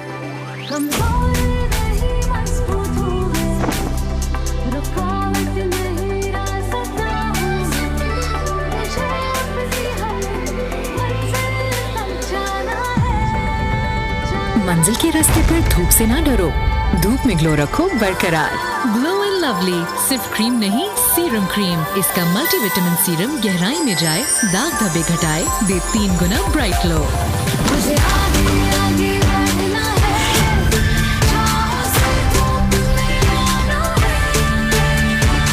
धूप में भी हम हैं तैयार। Glow and lovely serum cream. दूसरा है नरम मिजाज, पर अम्मी को नाज। ये जिद्दी दाग निकालते निकालते कपड़े तो खुरदुरे हो जाएंगे। बिल्कुल नहीं, सर्फ एक्सेल का नया अलग अंदाज। ये जिद्दी दाग निकाले और इनके सॉफ्ट पर्ल्स रखे कपड़े नर्म मुलायम। Soft soft. सर्फ एक्सेल, दागों पर सख्त, कपड़ों पर नर्म। तैयार रहो अगर करना है ग्लो।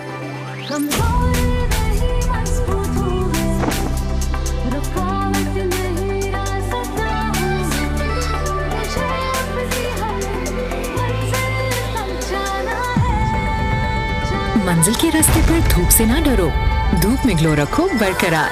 ग्लो एंड लवली सिर्फ क्रीम नहीं, सीरम क्रीम। इसका मल्टीविटामिन सीरम गहराई में जाए, दाग धब्बे घटाए, दे 3 गुना ब्राइट ग्लो। मुझे आगे आगे बढ़ना है,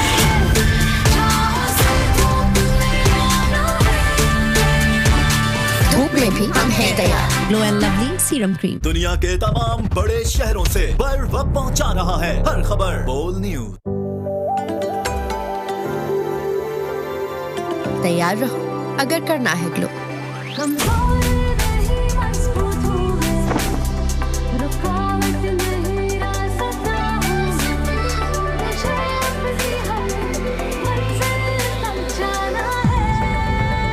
मंजिल के रास्ते पर धूप से ना डरो, धूप में ग्लो रखो बरकरार। ग्लो एंड लवली सिर्फ क्रीम नहीं, सीरम क्रीम। इसका मल्टीविटामिन सीरम गहराई में जाए, दाग धब्बे घटाए, दे 3 गुना ब्राइट ग्लो। मुझे आगे आगे बढ़ना है,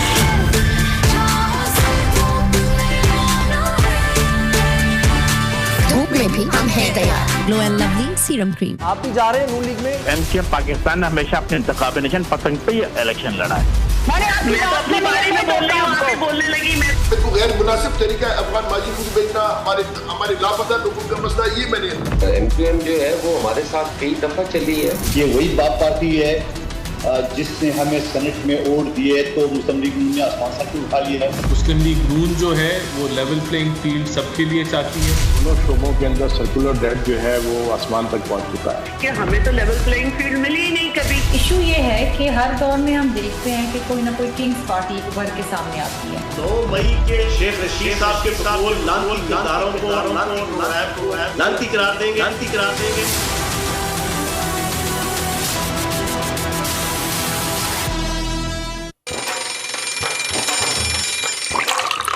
आजकल जिंदगी ही सुबह आउट ऑफ कंट्रोल है, दुनिया बोल है, दुनिया बोल। जी welcome back with weather wall. और मौसम की सूरत हाल अब मैंने आपको बतानी है। और आज भी मेरे कपड़ों से पता चल रहा है कि कराची में सर्दी ने जोर दिखाना शुरू कर दिया है। तो महकमे मौसमियात के मुताबिक अगर आपको ओवरऑल पूरे मुल्क के मौसम की सूरत हाल बताई जाए तो बेशतर इलाकों में मौसम सर्द और खुश्क रहेगा। आज शाम से नारोवाल, सियालकोट, ओकाड़ा, साहिवाल, गुजरांवाला, लाहौर, फैसलाबाद, टोबा टेक सिंह, झंग, खानेवाल, मुल्तान, बहावलपुर, खानपुर, रहीम यार खान, डेरा गाजी खान और गिरदनुमा में धुंध स्मोग छाए रहने का इम्कान है। अगर सूबाई दारुल हुकूमत लाहौर की बात की जाए तो एयर क्वालिटी इंडेक्स भी मैं आपको बताती हूँ, टेम्परेचर भी आपको ऊपर नजर आ रहा है। फिल वक्त वहाँ पर 20 है। और एक बार फिर से ये जो एयर क्वालिटी इंडेक्स है वो खतरनाक हद तक बढ़ गया है। लाहौर शहर आज दोबारा दुनिया के आलूदा तरीन शहरों की फहरिस्त में पहले नंबर पर आ गया है, जो कि बहुत डेंजरस है। स्पेशली लाहौरियों के लिए कहा जा रहा है कि उनकी उम्र 4-4 साल कम होती जा रही है। तो इस पर इंतजामिया को कुछ ना कुछ करना होगा। लॉकडाउन जो है वो इसका हल नहीं है। अगर सिंध की बात की जाए तो मौसम बतदरीज सर्द हो रहा है, जैसा कि मैंने आपको पहले बताया। यहाँ पर सर्दी वैसे तो महसूस नहीं होती, मतलब कि धुंध नहीं होती बहुत, लेकिन ठंडी हवा काफ़ी चलती है, उससे सर्दी लगती है। तो आज शाम और रात में जैकबाबाद, मौजूदड़ो, सखर, लाड़काना, दादू और घोटकी में शदीद धुंध पड़ने का इम्कान है। और अब एक नज़र अहम शहरों के दर्जा हरारत पर अगर डाली जाए तो कराची में धूप निकल आई है। कम से कम टेम्परेचर यहाँ पर जनाब 16 और ज़्यादा से ज़्यादा 28 डिग्री तक रहने का इम्कान है। फिल वक्त आप देख सकते हैं ये यहाँ पर सनी वेदर दिखाई दे रहा है और क्लियर इस वक्त आसमान नज़र आ रहा है और ज़्यादा से ज़्यादा टेम्परेचर 28 होगा, कम से कम 16 होगा। 16 कराची के लिहाज से सर्दी है। कोयटा की अगर बात की जाए तो यहाँ पर सर्द हवाओं के साथ कम से कम 0.1 बहुत सर्दी होगी और ज़्यादा से ज़्यादा 18 डिग्री सेंटीग्रेड है और यहाँ पर क्लाउडी वेदर है, बादल नज़र आ रहे हैं आसमान पर। नेक्स्ट जनाब मुल्तान है, मुल्तान में भी क्लाउडी वेदर है और कम से कम 9 है, ज़्यादा से ज़्यादा 26 डिग्री सेंटीग्रेड है, सर्दी महसूस की जा रही है। लाहौर में भी मतला जो है वो क्लियर नहीं है, वहाँ पर हम देख रहे हैं कि बादल नज़र आ रहे हैं। टेम्परेचर कम से कम 9 होगा और ज़्यादा से ज़्यादा 23 डिग्री सेंटीग्रेड रहने वाला है। और नेक्स्ट जनाब कैपिटल सिटी की तरफ आ जाते हैं, शहर इक़्तिदार। यहाँ पर भी क्लाउडी वेदर है और कम से कम टेम्परेचर 7 रहेगा, ज़्यादा से ज़्यादा 22 रहेगा। तो ये सूरत हाल रहने वाली है इस्लामाबाद में। और अगर पेशावर की बात की जाए तो मेरे पीछे आप देख सकते हैं पार्टली क्लाउडी है, यानी कि सूरज भी निकला हुआ है, थोड़े थोड़े बादल भी हैं। कम से कम टेम्परेचर यहाँ पर 7 रहेगा, ज़्यादा से ज़्यादा 22 डिग्री तक जाने का इम्कान है। नज़ला ज़ुकाम खांसी से बचना है, गर्म मशरूबात का इस्तेमाल करना है, अपना ख्याल रखना है और मुझे इजाज़त दे रही हैं। और surely I will keep you updated from this weather wall. अब चलते हैं जनाब मुदस्सिर इकबाल के पास। शुक्रिया, आपने मौसम का अहवाल तो बता दिया है। अब हम आपको कुछ गज़ा की सूरत हाल के हवाले से बताएंगे। गज़ा पर नाज़रीन इजराइल के फ़ज़ाई और ज़मीनी हमले तेज़ हो गए हैं। शुमाली और जनूबी गज़ा में स्कूल, पनाह गज़ीन कैंपों और रिहायशी इमारतों पर वहशियाना बमबारी से बच्चों और ख़वातीन समेत दर्जनों फ़लस्तीनी शहीद हो गए। गज़ा के नसर मेडिकल कॉम्प्लेक्स में 43 लाशें और दर्जनों ज़ख्मी लाए गए हैं। शहदा की मजमूई तादाद 15,900 तक पहुँच चुकी है। हमास के हमलों में 3 इसराइली फ़ौजी हलाक हुए, दर्जनों फ़ौजी गाड़ियाँ भी तबाह हो गईं। इसराइल ने ज़मीनी जंग का दायरा जनूबी गज़ा तक फैला दिया। अक़वाम मुत्तहिदा ने गज़ा में महफूज जोन के क़याम को नामुमकिन करार दे दिया है। अपने प्यारों की शहादत पर गम से निढाल लवाहिकीन की वीडियोज़ ने देखने वालों के दिल दहला दिए। आपको एक रिपोर्ट दिखाते हैं गज़ा की सूरत हाल पर।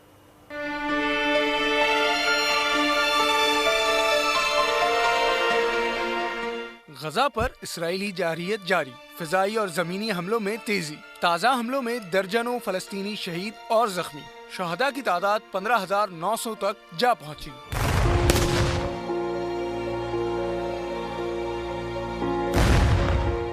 इसराइल ने शुमाली गजा में 2 स्कूलों और जनूबी गजा के नसीरात कैंप पर बमबारी की। खान यूनुस समेत दीगर इलाकों पर भी बम बरसाए गए। बैतुल-अहिया में खीफा स्कूल पर बमबारी से दर्जनों अफराद शहीद। स्कूल में बड़ी तादाद में बेघर फलस्तीनियों ने पनाह ले रखी थी। दीरुल बलाह में भी इसराइल ने रिहायशी इमारत को बमबारी करके तबाह कर दिया। रफाह में कायम मैटरनिटी अस्पताल में ईंधन की अदम दस्तयाबी की बिना पर बिजली की सप्लाई मुअत्तल हो गई।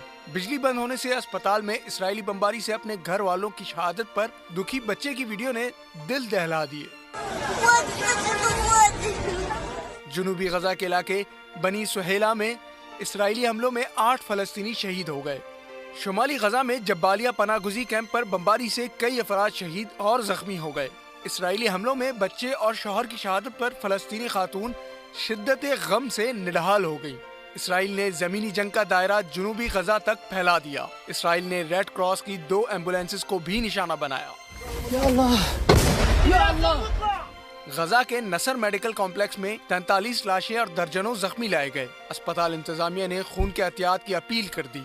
खान यूनुस में बमबारी से 3 साला बच्चे की शहादत पर बाप और बड़ा भाई आंसू बहाते रहे।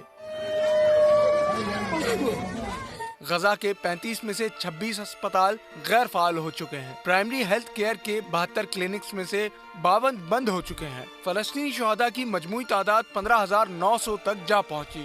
250 हेल्थ वर्कर्स, हजारों बच्चे और खवातीन शामिल हैं। 50,000 से जायद जख्मी हैं। हमास के हमलों में 3 इसराइली फौजी मारे गए। हमास ने इसराइल की दर्जनों फौजी गाड़ियां भी तबाह कर दी। हमास के जंगजू खान यूनुस में भी इसराइली फौज का जबरदस्त मुकाबला कर रहे हैं। अक़वाम मुत्तहिदा ने कहा है कि इसराइली बमबारी के दौरान गजा की पट्टी में शहरियों के फरार होने के लिए महफूज जोन का क़याम नामुमकिन है। सूरत हाल ये है कि एक आर्जी जंगबंदी का मामला हुआ, लेकिन उसके भी नतायज उसके बाद सूरत हाल में बेहतरी के नहीं थे। हम बात करेंगे, इस वक्त हमारे साथ मौजूद हैं साबिक सफ़ीर तज्ज़ियाकार डॉक्टर जमील अहमद खान साहब। डॉक्टर साहब, बहुत शुक्रिया आपके वक्त का। गज़ा इजराइल जंग में दुनिया भर से जंगबंदी की सदाएँ भी आती रहीं, लेकिन जंगबंदी के मामलात डॉक्टर साहब नहीं हुए उस तरह से। अब चीज़ें वैसी ही नज़र आ रही हैं, तो क्या अब जब तक गज़ा पर मुकम्मल कंट्रोल इजराइल न कर ले, वहाँ मासूम हत्ते फ़लस्तीनी न मार दे, कि जंग बंद होती नज़र नहीं आ रही? नहीं, ये तो पहले से ही कह दिया है इजराइल ने और उसके प्राइम मिनिस्टर ने, और कल भी बात की है कि इजराइल में हम डीमिलिटराइज करेंगे। और ये तसलसल है इजराइल के प्राइम मिनिस्टर और डिफेंस मिनिस्टर का कि उन्होंने शुरू से कहा है, और पसे पर्दा अमेरिका भी इजिप्ट से गुफ्तो शनीद में उसने जारी रखा हुआ है कि किसी तरह ये गजा से जिनको मार मार के एक टुकड़े से दूसरे टुकड़े में, फ़लस्तीनियों को दूसरे टुकड़े से तीसरे टुकड़े में, जिस तरह एक शिकारी शिकार का पीछा कर कर के मारता है, इस तरीके से उनको शहीद किया जा रहा है। तो पीछे पसे पर्दा एक बात ये चल रही है, और ये बात मंजर आम पर आ गई है कि इजिप्ट को कहा जा रहा है कि इन सारों को अपने पास बसा लो। वही बात जो पहले शुरू हुई थी, उसको मजीद प्रेशर दिया जा रहा है। लेकिन असल बात तो ये है कि दुनिया सिर्फ एदाद शुमार ही गिन रही है, दिखला रही है, लेकिन जो मुल्क, जो ममालिक अमेरिका इजराइल को जो सपोर्ट कर रहा है, जिस अंदाज में सपोर्ट कर रहा है, उसमें तो कोई शक व शुबा है ही नहीं। जो बंकर बस्टर अमेरिका ने दिए हैं 100 से ज्यादा, और 57,000 से ज्यादा बम्स जो दिए हैं, और वो अरब ममालिक की फिजाओं से उड़कर इजराइल में वो जहाज उतरे हैं, और उनके पास ये सारी चीजें मजीद आती गई हैं। ये वो बंकर बस्टर हैं जो अफगानिस्तान में इस्तेमाल हुए और अब इस छोटे से टुकड़े पर गजा में इस्तेमाल हो रहे हैं। यहाँ पर जमीन साहब बात ये है, देखिए बिल्कुल आप सही कह रहे हैं, आप ये जंगबंदी की सदाओं की भी हम बात कर रहे हैं, चीज़ें जैसे होनी चाहिए वैसे नहीं हो पा रही हैं। लेकिन एक चीज़ जो कि मेरा ख्याल है कि बड़ी तशवीश की बात है कि जंगों के भी कुछ असूल होते हैं। पूरी दुनिया देख रही है कि अस्पतालों पर हमले किए जा रहे हैं, खवातीन, बच्चे नहित्ते और मासूम हैं, उनको निशाना बनाया जा रहा है। आप क्या ये आलमी ताकतें इस चीज पर बात नहीं कर सकती कि उन उसूलों को तो फॉलो किया जाए? देखें, ये आलमी ताकतें हैं कौन, पहले इसका तो तयन कर लेना। आलमी ताकतें आखिर में जाके वही सिक्योरिटी काउंसिल के जो परमानेंट मेंबर हैं, यानी वीटो पावर के जो मेंबर्स हैं, उसमें से एक मेंबर भी अगर उसको वीटो कर दे तो वो मामला वहीं कटाई में पड़ जाता है। उसकी बात क्या करनी। 15 नवंबर को जो सिक्योरिटी काउंसिल का रेजोल्यूशन पास किया गया 27/12/712, उसमें सिर्फ इतनी रिक्वेस्ट की गई जिसपे कि सारे कंट्री एग्री कर गए, अमेरिका अब्सटेन कर गया उससे और यूके, लेकिन कम से कम उन्होंने वीटो नहीं किया और एग्री कर गए कि भाई ह्यूमैनिटेरियन एड जारी रहनी चाहिए, अस्पतालों पे नहीं हमला करना चाहिए, बाकी चीजें, लेकिन उसकी भी पासदारी नहीं की गई। और हम ये कह रही हैं कि दुनिया में क्या और क्या उसूल होने चाहिए। देखिए, दुनिया तो कह रही है, सिर्फ जुबानी कलामी कह रही है, जुबानी जमा खर्च पर कह रही है। तैयब एर्दोगान ने कहा है, साउथ अफ्रीका ने सबसे ज्यादा एक हिम्मत की है कि उसने आईसीसी में यानी इंटरनेशनल क्रिमिनल कोर्ट में वॉर क्राइम का केस भेज दिया है बशमूल 5 दूसरे ममालिक के। लेकिन तुर्की के सदर ने कहा है कि ये वॉर क्राइम हो रहा है, और काफी ममालिक ने कहा है कि वॉर क्राइम हो रहा है, लेकिन ये बस सिर्फ जबानी जमा खर्च पे इससे आगे क्या कर सकते हैं डॉक्टर साहब? ये जो आप बात कर रहे हैं, हम भी जबानी जमा खर्ची देख रहे हैं 2 महीने से, खासतौर पर मुस्लिम कंट्रीज हों, बाकी यूरोप तो खैर बिल्कुल तकसीम नजर आ रहा है। इससे आगे क्या हो सकता है? देखिए, इसका तो पहले तयन कर लें कि ये रुक क्यों नहीं सका। इसका तो पहले ताउन कर लें कि कौन सच्चा और कौन सच्चा नहीं है।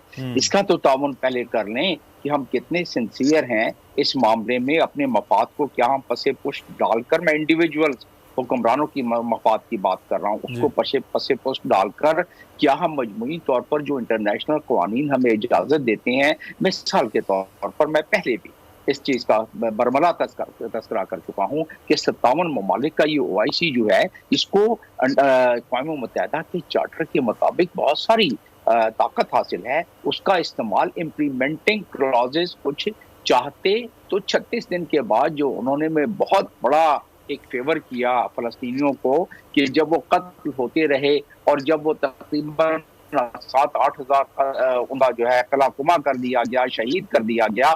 उसके बाद उन्होंने ये मीटिंग बुलाई और एक भी उसमें इम्प्लीमेंटिंग क्लाज नहीं डाली। 10 ममालिक जो उसके मेंबर थे उन्होंने कहा कि कुछ इम्प्लीमेंटिंग क्लाज, जैसा कि मैंने आपसे जिक्र किया, जिनकी फिजाओं से जहाज उड़ के और इतने खतरनाक किस्म के हथियार इजराइल में पहुंचा रहे हैं, अपनी फिजाओं को तो बंद कर देते, उसके अलावा बायलैटरल कोई सैंक्शन लगा देते, कोई अपने सफारती ताल्लुकात खत्म कर देते। वो ममालिक जो कि OIC के मेंबर नहीं है, वो सफारती ताल्लुकात उनमें से 3 ने खत्म कर लिया है, लेकिन हमारे वालों ने कोई सफारती ताल्लुकात, सिर्फ उन्होंने स्केल डाउन किया है और कुछ नहीं किया। तो कहने का मकसद ये है कि पहले तो अवाम इस चीज का तयन कर ले कि हम इस मामले में इंटरनेशनल ये जो कॉन्फ्लिक्ट है, जो कि गाजा वार था पहले और अब जेनोसाइड ऑन गाजा हो गया है। आप हेडलाइन देख लें कुछ टेलीविजन की, अब जेनोसाइड ऑन गाजा हो गया है। आपको मैंने अभी बताया कि ये घेर घेर के, रास्ता दे दे के फलस्तीनियों को इस तरह कत्ल आम कर रहे हैं कि एक मक्तलगाह बना दिया है गाजा को। तो इस पे अगर हमारे जो OIC मेंबरान हैं, दुनिया के दर्दे दिल रखने वाले, तो सड़कों पे निकल आए हैं, लेकिन क्या वो ताकतवर ममालिक जो कुछ इसको रुकवा सकते हैं, क्या वो भी सिंसियर हैं? जवाब है कि नहीं है। इसमें आप डॉक्टर साहब हमास की पोजीशन आप क्या देख रहे हैं? देखिए, हमास ने तो वो तारीख रकम की है कि दुनिया में वो तारीख मिलती नहीं, और ये वेस्ट कह रहा है, ये मैं नहीं कह रहा हूँ। लेकिन उससे पहले मैं एक चीज बता दूं कि अक़वाम मुत्तहिदा ने कल बयान किया है कि जो अब होने वाला है, ये इतना बड़ा जहन्नम वाला सिनारियो होने वाला है जो अब अनफोल्ड होने वाला है गाजा में। क्योंकि अब तो फौजें दस्त बदस्त लड़ाई हो रही है ना, एक तरफ तो इतनी बड़ी फौज, दूसरी तरफ एक जत्था। तो ये जत्था कब तक, उसको हमास ने जितनी हिम्मत की है इसकी मिसाल मिलती नहीं है एक छोटे से ग्रुप ने, और ये जज्बा है उनका। और ये वेस्ट में इसकी बड़ी पज़राई हो रही है कि फ़लस्तीन क्या इतने कत्ल गारत और इज्तिमाई कब्रों के बावजूद डटे रहेंगे। एक तो ये, दूसरा ये है कि कुरान हकीम के नुस्खे जितने अब बिक रहे हैं, इससे पहले नहीं बिके वेस्ट में। उसकी वजह यह है कि लोग देखना चाहते हैं कि आखिर इसके पीछे कौन सा जज्बा है। तो ये तो एक रही हमास की बात। लेकिन हमास की एक सकत है, एक तरफ बहरी बेड़े हैं उनके पुश्त पर, सामने 250 टैंक हैं, फिजाओं में इतने जहाज जो है बारूद का बरसात कर रही हैं। तकरीबन 1 लाख के करीब तो सिर्फ शेल्स और बम सिर्फ अमेरिका ने प्रोवाइड किए हैं, उससे ज्यादा उनके पास उससे पहले है ही है इजराइल के। और एक छोटा सा टुकड़ा, उसके ऊपर इतना ज्यादा। डॉक्टर साहब, यहाँ पर बात ही आज थी, जितने बड़े प्लेटफॉर्म हैं जिनमें ये बड़े ममालिक जनाब बैठे हुए हैं और इस तरह के फैसला साजी के लिए या मसाइल के हल के लिए, उन प्लेटफॉर्म्स का फिर क्या मसरफ रह गया कि जब एक टुकड़े पर इतना जुल्म हो रहा है जिस पर पूरी दुनिया बात भी कर रही है, एहतजाज भी हो रहा है, लेकिन जालिम के हाथ नहीं रोके जा सकते। कोई बात तो करेगा तो बस वर्बली करेगा, प्रैक्टिकली कुछ नजर नहीं आएगा।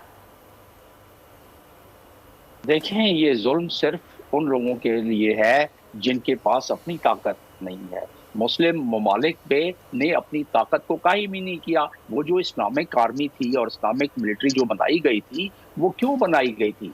आप जिस तरह नेटो की फोर्स बनी है अक़वाम मुत्तहिदा के चार्टर के मुताबिक, ये भी उसी तरह का एक्ट कर सकती थी। अपना OIC की एक फोर्स बन सकती थी, जैसे अफ्रीकन यूनियन ने अपनी फोर्स बनाई हुई है, लेकिन करना नहीं चाहते। फोर्स तो बनी हुई है, इस्तेमाल नहीं करना चाहते हैं। अमन के लिए इस्तेमाल कर लें, बीच में खड़ा कर दें फोर्स को कि जी हम, जिस तरह नेटो अपनी फोर्स उतार देता है, 57 ममालिक 27 ममालिक से तो कहीं ज्यादा है ना। बिल्कुल आप ठीक कह रहे हैं डॉक्टर साहब, बिल्कुल वो रिएक्शन जो कि होना चाहिए था वो नजर नहीं आया इस्लामी ममालिक में, इसमें कोई शक नहीं। खुद की वो पावर ही नहीं शो की, नहीं दिखाई जो कि इस वक्त नजर आनी चाहिए थी। वहाँ बच्चा कह रहा है वेयर आर अरब्स, किधर हैं आप लोग?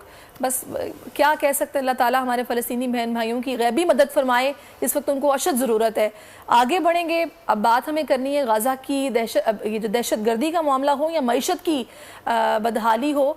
सॉरी, मेरे मुंह से गाज़ा निकल क्योंकि मैं गाज़ा की बात कर रही थी। अभी इस वक्त जो मैं बात करने जा रही हूँ कुछ स्टॉक के हवाले से भी है, मईशत के हवाले से भी है। तो सियासी अदम इस्तेहकाम या फिर दाखिली और खारजी महाज पर जो चैलेंजेस जिसका हमें सामना है, उसमें आज जिस सूरत हाल के पेश नज़र सिपह सालार जनरल सैयद आसिम मुनीर ने जिस बसीरत से, दानिशमंदी से, फहम फरासत से और अपनी पेशा बनाना सलाहियत के बल पर महज 1 बरस में एक तरफ निगरान हुकूमत के शाना बिशाना दहशतगर्दों के खिलाफ कामयाब कार्रवाइयां तेज करते हुए उन पर कारी ज़रब लगाई है, उसकी माजी में मिसाल नहीं मिलती है। पाकिस्तान स्टॉक मार्केट की बात की जाए तो आए रोज नए रिकॉर्ड बनते हम देख रहे हैं। आज भी हम पाकिस्तान स्टॉक एक्सचेंज में कारोबार के मस्बत रुझान का सिलसिला जो है वो पॉजिटिव जारी है। तो आज कारोबार के आगाज में 100 इंडेक्स 336 पॉइंट्स इजाफे के बाद 63,000 की मुदस्सिर सतह जो है वो अबूर कर गया है। जी, आप पाकिस्तान में कारोबार के मजमूई ओवरऑल सूरत हाल पर बात करने के लिए हमारे साथ इस वक्त मौजूद हैं। इस वक्त हम सूरत हाल पर बात करेंगे कि ये सिचुएशन कैसी बनेगी, लेकिन अगले हर आने वाले दिन के साथ ही हमें ये चीज़ नज़र आ रही है कि स्टॉक मार्केट में नए रिकॉर्ड्स बन रहे हैं, स्टॉक मार्केट बेहतरी की जानिब जा रही है। और जो एक आज से तकरीबन 20 दिन पहले लोगों में खौफ था कि ये कोई बबल है, ये कोई ऐसा जितने भी सेंटिमेंट नज़र आ रहे हैं ये टेम्परेरी है, कोई ऐसी चीज़ है नहीं। लेकिन अब वो सारे शुकूक व शुबात भी ख़त्म होते नज़र आ रहे हैं और चीज़ें बेहतर हो रही है। शारक वोरा साहब हमारे साथ मौजूद हैं, साबिक सदर Karachi chamber of commerce and industry. बहुत शुक्रिया शारक वोरा साहब आपके वक्त का। ये जो सिचुएशन हम देख रहे हैं स्टॉक के अंदर वो बड़ी पॉजिटिव नज़र आ रही है और बड़ी तेज़ी के साथ है। क्या सेंटिमेंट हैं जो आप समझते हैं कि हैं जिनकी बिना पर इस वक्त स्टॉक बहुत बेहतर चल रहा है? अस्सलाम वालेकुम जी। पाकिस्तान का स्टॉक एक्सचेंज जो है वो डेफिनेटली इस वक्त अगर मैं ये कहूँ कि बेस्ट परफॉर्मिंग स्टॉक एक्सचेंज है रीजन में, तो शायद ये गलत नहीं होगा। अब उसकी मुहर्रकात क्या हैं, उसके पीछे फैक्टर्स क्या हैं, उसमें दो बड़ी अहम चीज़ें। एक तो ये कि जो पाकिस्तान की इकोनॉमिक स्टेबिलिटी के बारे में एक परसेप्शन था ग्लोबली तो नेगेटिव, वो बड़ी तेज़ी से पॉजिटिव हुआ है। और पिछले 3 माह में आप ये देखें कि जिस किस्म की पॉलिसी चेंजेस की गई, ख़ुसूसन जब SIFC जो है वो फाल हुई, तो पाकिस्तान का स्टॉक एक्सचेंज जो कि जिसको कहते हैं ना कि उसके मल्टीपल्स बड़े लो थे और बहुत अच्छे ब्लू चिक कंपनीज जो थी वो बड़े सस्ते दामों पर अवेलेबल थी। तो जब परसेप्शन मुल्क का जो है वो स्टेबलाइज हो जाता है, पॉजिटिव हो जाता है, मस्बत हो जाता है, तो जो हमारे अपने सरमायाकार हैं, इन्वेस्टर्स हैं पाकिस्तान में भी और बाहर भी, वो फिर इन्वेस्टमेंट करना शुरू करते हैं। तो उसके नतीजे में हुआ ये कि हमारा स्टॉक एक्सचेंज बड़ी तेजी से ऊपर आया और जो एक्सपर्ट्स हैं स्टॉक एक्सचेंज के, उनका ये कहना है कि probably this is just the beginning. तो अभी भी उनके ख्याल में बहुत सारी जो कंपनीज हैं पाकिस्तानी, वो उनके स्टॉक्स जो हैं वो उनकी जो असल वैल्यूज हैं उनसे बहुत कम कीमत पर अवेलेबल है। तो based on this analysis and research I think कि अभी स्टॉक एक्सचेंज में काफी गुंजाइश है ऊपर जाने की। और उसका ये तो बड़ी पॉजिटिव बात बताई है वैसे आपने शारिक साहब जी, कि अभी और भी इसमें पोटेंशियल है मजीद ऊपर जाने का, अभी कैपेसिटी इतनी मौजूद है। बहुत शुक्रिया आपका, शारिक वोरा साहब हमारे साथ मौजूद थे। बहुत शुक्रिया। ये एक बड़ी पॉजिटिव बात है, लेकिन ये है कि इसके असरात पाकिस्तान की आम मार्केट पर, पाकिस्तान के लोगों पर भी नजर आएँ तो फिर हम ये समझें कि पाकिस्तान की मईशत बेहतर वाकई हो रही है। अब तो उन्होंने भी कह दिया मुदस्सिर लगा दो पैसे। चलिए नाज़रीन, हमारी तो बातें ऐसी चलती रहेंगी। होपफुली आपको आज का शो बहुत पसंद आया होगा। इंशाल्लाह कल फिर आपसे मिलेंगे। कल तक के लिए मुझे मुदस्सिर को इजाजत दीजिए। अपना बहुत ख्याल रखिए। अल्लाह हाफ़िज़। आजकल जिंदगी ही सुबह आउट ऑफ कंट्रोल है, दुनिया बोल है, दुनिया बोल है। मेरे बाल आपकी तरह घने और मजबूत कैसे होंगे? इधर आ, मेरी तरह बालों में प्याज लगानी पड़ेगी।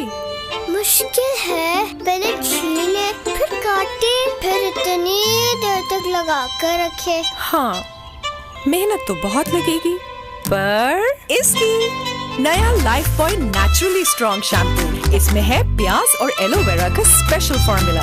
ये घने और 5 गुना तक मजबूत बाल। तैयार रहो अगर करना है ग्लो।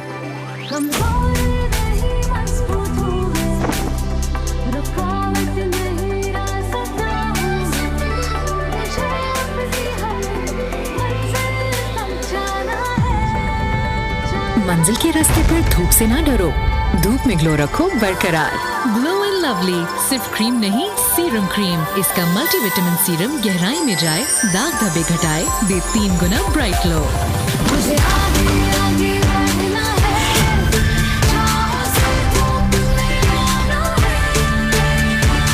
धूप में भी हम हैं तैयार। Glow and lovely serum cream. लगता है लाइट नहीं है यहाँ पे। है ना? Alexa turn on the lights. बताया था ना अबू, स्मार्ट अपार्टमेंट है।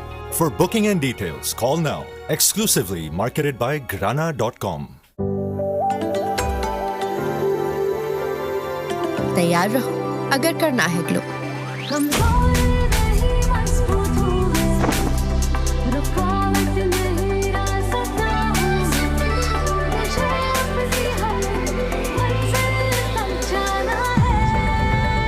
मंजिल के रास्ते पर धूप से ना डरो, धूप में ग्लो रखो बरकरार। ग्लो एंड लवली सिर्फ क्रीम नहीं, सीरम क्रीम। इसका मल्टीविटामिन सीरम गहराई में जाए, दाग धब्बे घटाए, दे 3 गुना ब्राइट लो। मुझे आगे आगे बढ़ना है,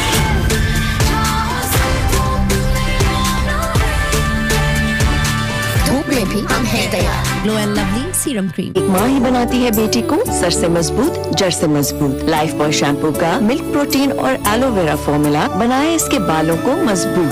लाइफ बॉय शैम्पू, तुम मजबूत हो। एक दूसरा है नरम मिजाज, पर अम्मी को नाज। ये जिद्दी दाग निकालते निकालते कपड़े तो खुरदुरे हो जाएंगे। बिल्कुल नहीं, सर्फ एक्सेल का नया अलग अंदाज। ये जिद्दी दाग निकाले और इनके सॉफ्ट पर्ल्स रखे कपड़े नर्म और मुलायम। Soft soft. सर्फ एक्सेल, दागों पर सख्त, कपड़ों पर नर्म। मसाइल कभी खत्म नहीं होते, पर इन पे तबसरा करना भी जरूरी है। जितने हमारे लॉ इन्फोर्समेंट एजेंसीज वालों के पेट हैं, वो सीढ़ियां नहीं चढ़ सकते। कोई ट्रेंडिंग पे तो कोई लगा है सिर्फ अपनी ब्रांडिंग पे।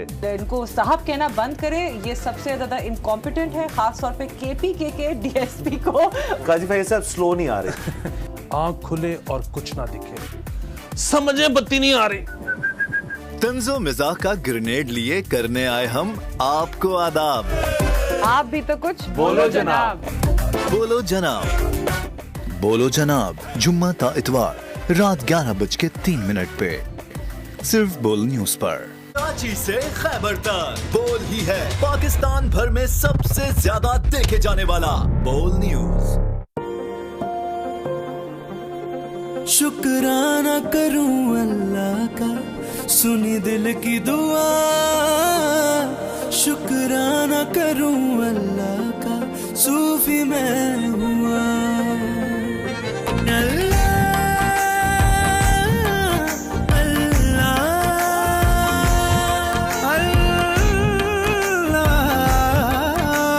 सूफी जो नाम है एतमाद का।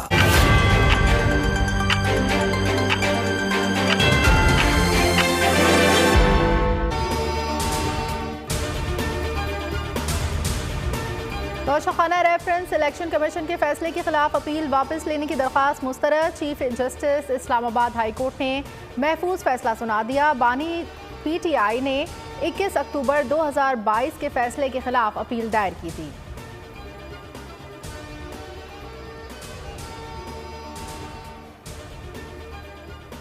नून लीग की इलेक्शन की तैयारियां। आज बलूचिस्तान के उम्मीदवारों का चुनाव होगा। नवाज शरीफ और शहबाज शरीफ इंटरव्यू करेंगे। 87 उम्मीदवारों के इंटरव्यू किए जाएंगे।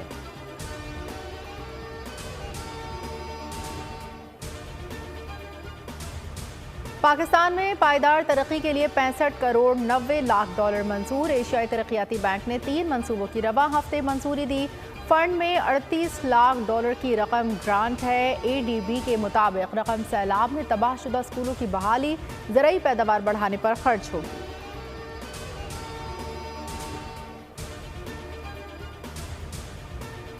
पाकिस्तान स्टॉक मार्केट में मुसलसल तेजी, 561 पॉइंट्स का इजाफा। इंडेक्स 63,517 पर पहुंच गया। डॉलर 38 पैसे सस्ता। इंटरबैंक में डॉलर 284 रुपए पर ट्रेडिंग। गुज़िश्ता रोज 284 रुपए 38 पैसे पर बंद हुआ था। इस्लामाबाद में सिविल जज की अहलिया के तशद्दुद का शिकार कमसिन घरेलू मुलाजमा रिजवाना का इलाज मुकम्मल। 5 माह बाद आज डिस्चार्ज की जाएगी। रिजवाना को चाइल्ड प्रोटेक्शन ब्यूरो के हवाले किया जाएगा।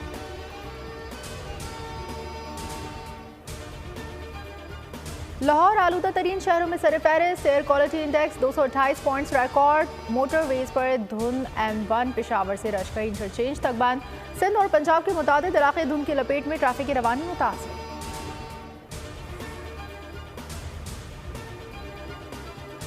मेजर शब्बीर शरीफ का 52वां यौम शहादत। मियानी साहब कब्रिस्तान में तकरीब। GCO Lahore major general Shuja Anwar की मज़ार पर हाजिरी, फूल चढ़ाए, फातिहा खाने की।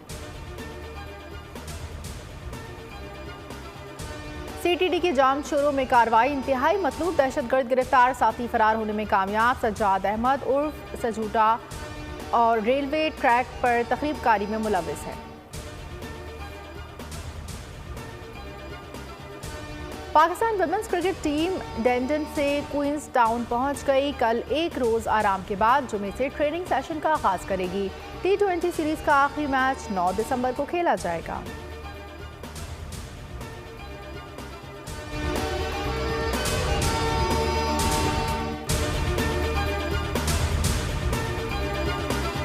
अस्सलामुअलैकुम, बोल न्यूज़ के साथ मैं हूं अफशीन कुरैशी। हेडलाइंस आपने जानी। इस वक्त आपको खबर दे रहे हैं तोशा खाना रेफरेंस के हवाले से। इलेक्शन कमीशन के फैसले के खिलाफ अपील वापस लेने की दरख्वास्त मुस्तरद कर दी गई है। Chief justice Islamabad high court ने महफूज फैसला सुनाया। बानी PTI ने फैसले के खिलाफ अपील दायर की थी। 13 सितंबर को फरीकैन के दलाइल के बाद अदालत ने फैसला महफूज किया था। तोशा खाना रेफरेंस के हवाले से आपको अपडेट कर रहे हैं। इलेक्शन कमीशन के फैसले के खिलाफ अपील वापस लेने की दरख्वास्त मुस्तरद। Chief justice Islamabad high court ने महफूज फैसला सुनाया है।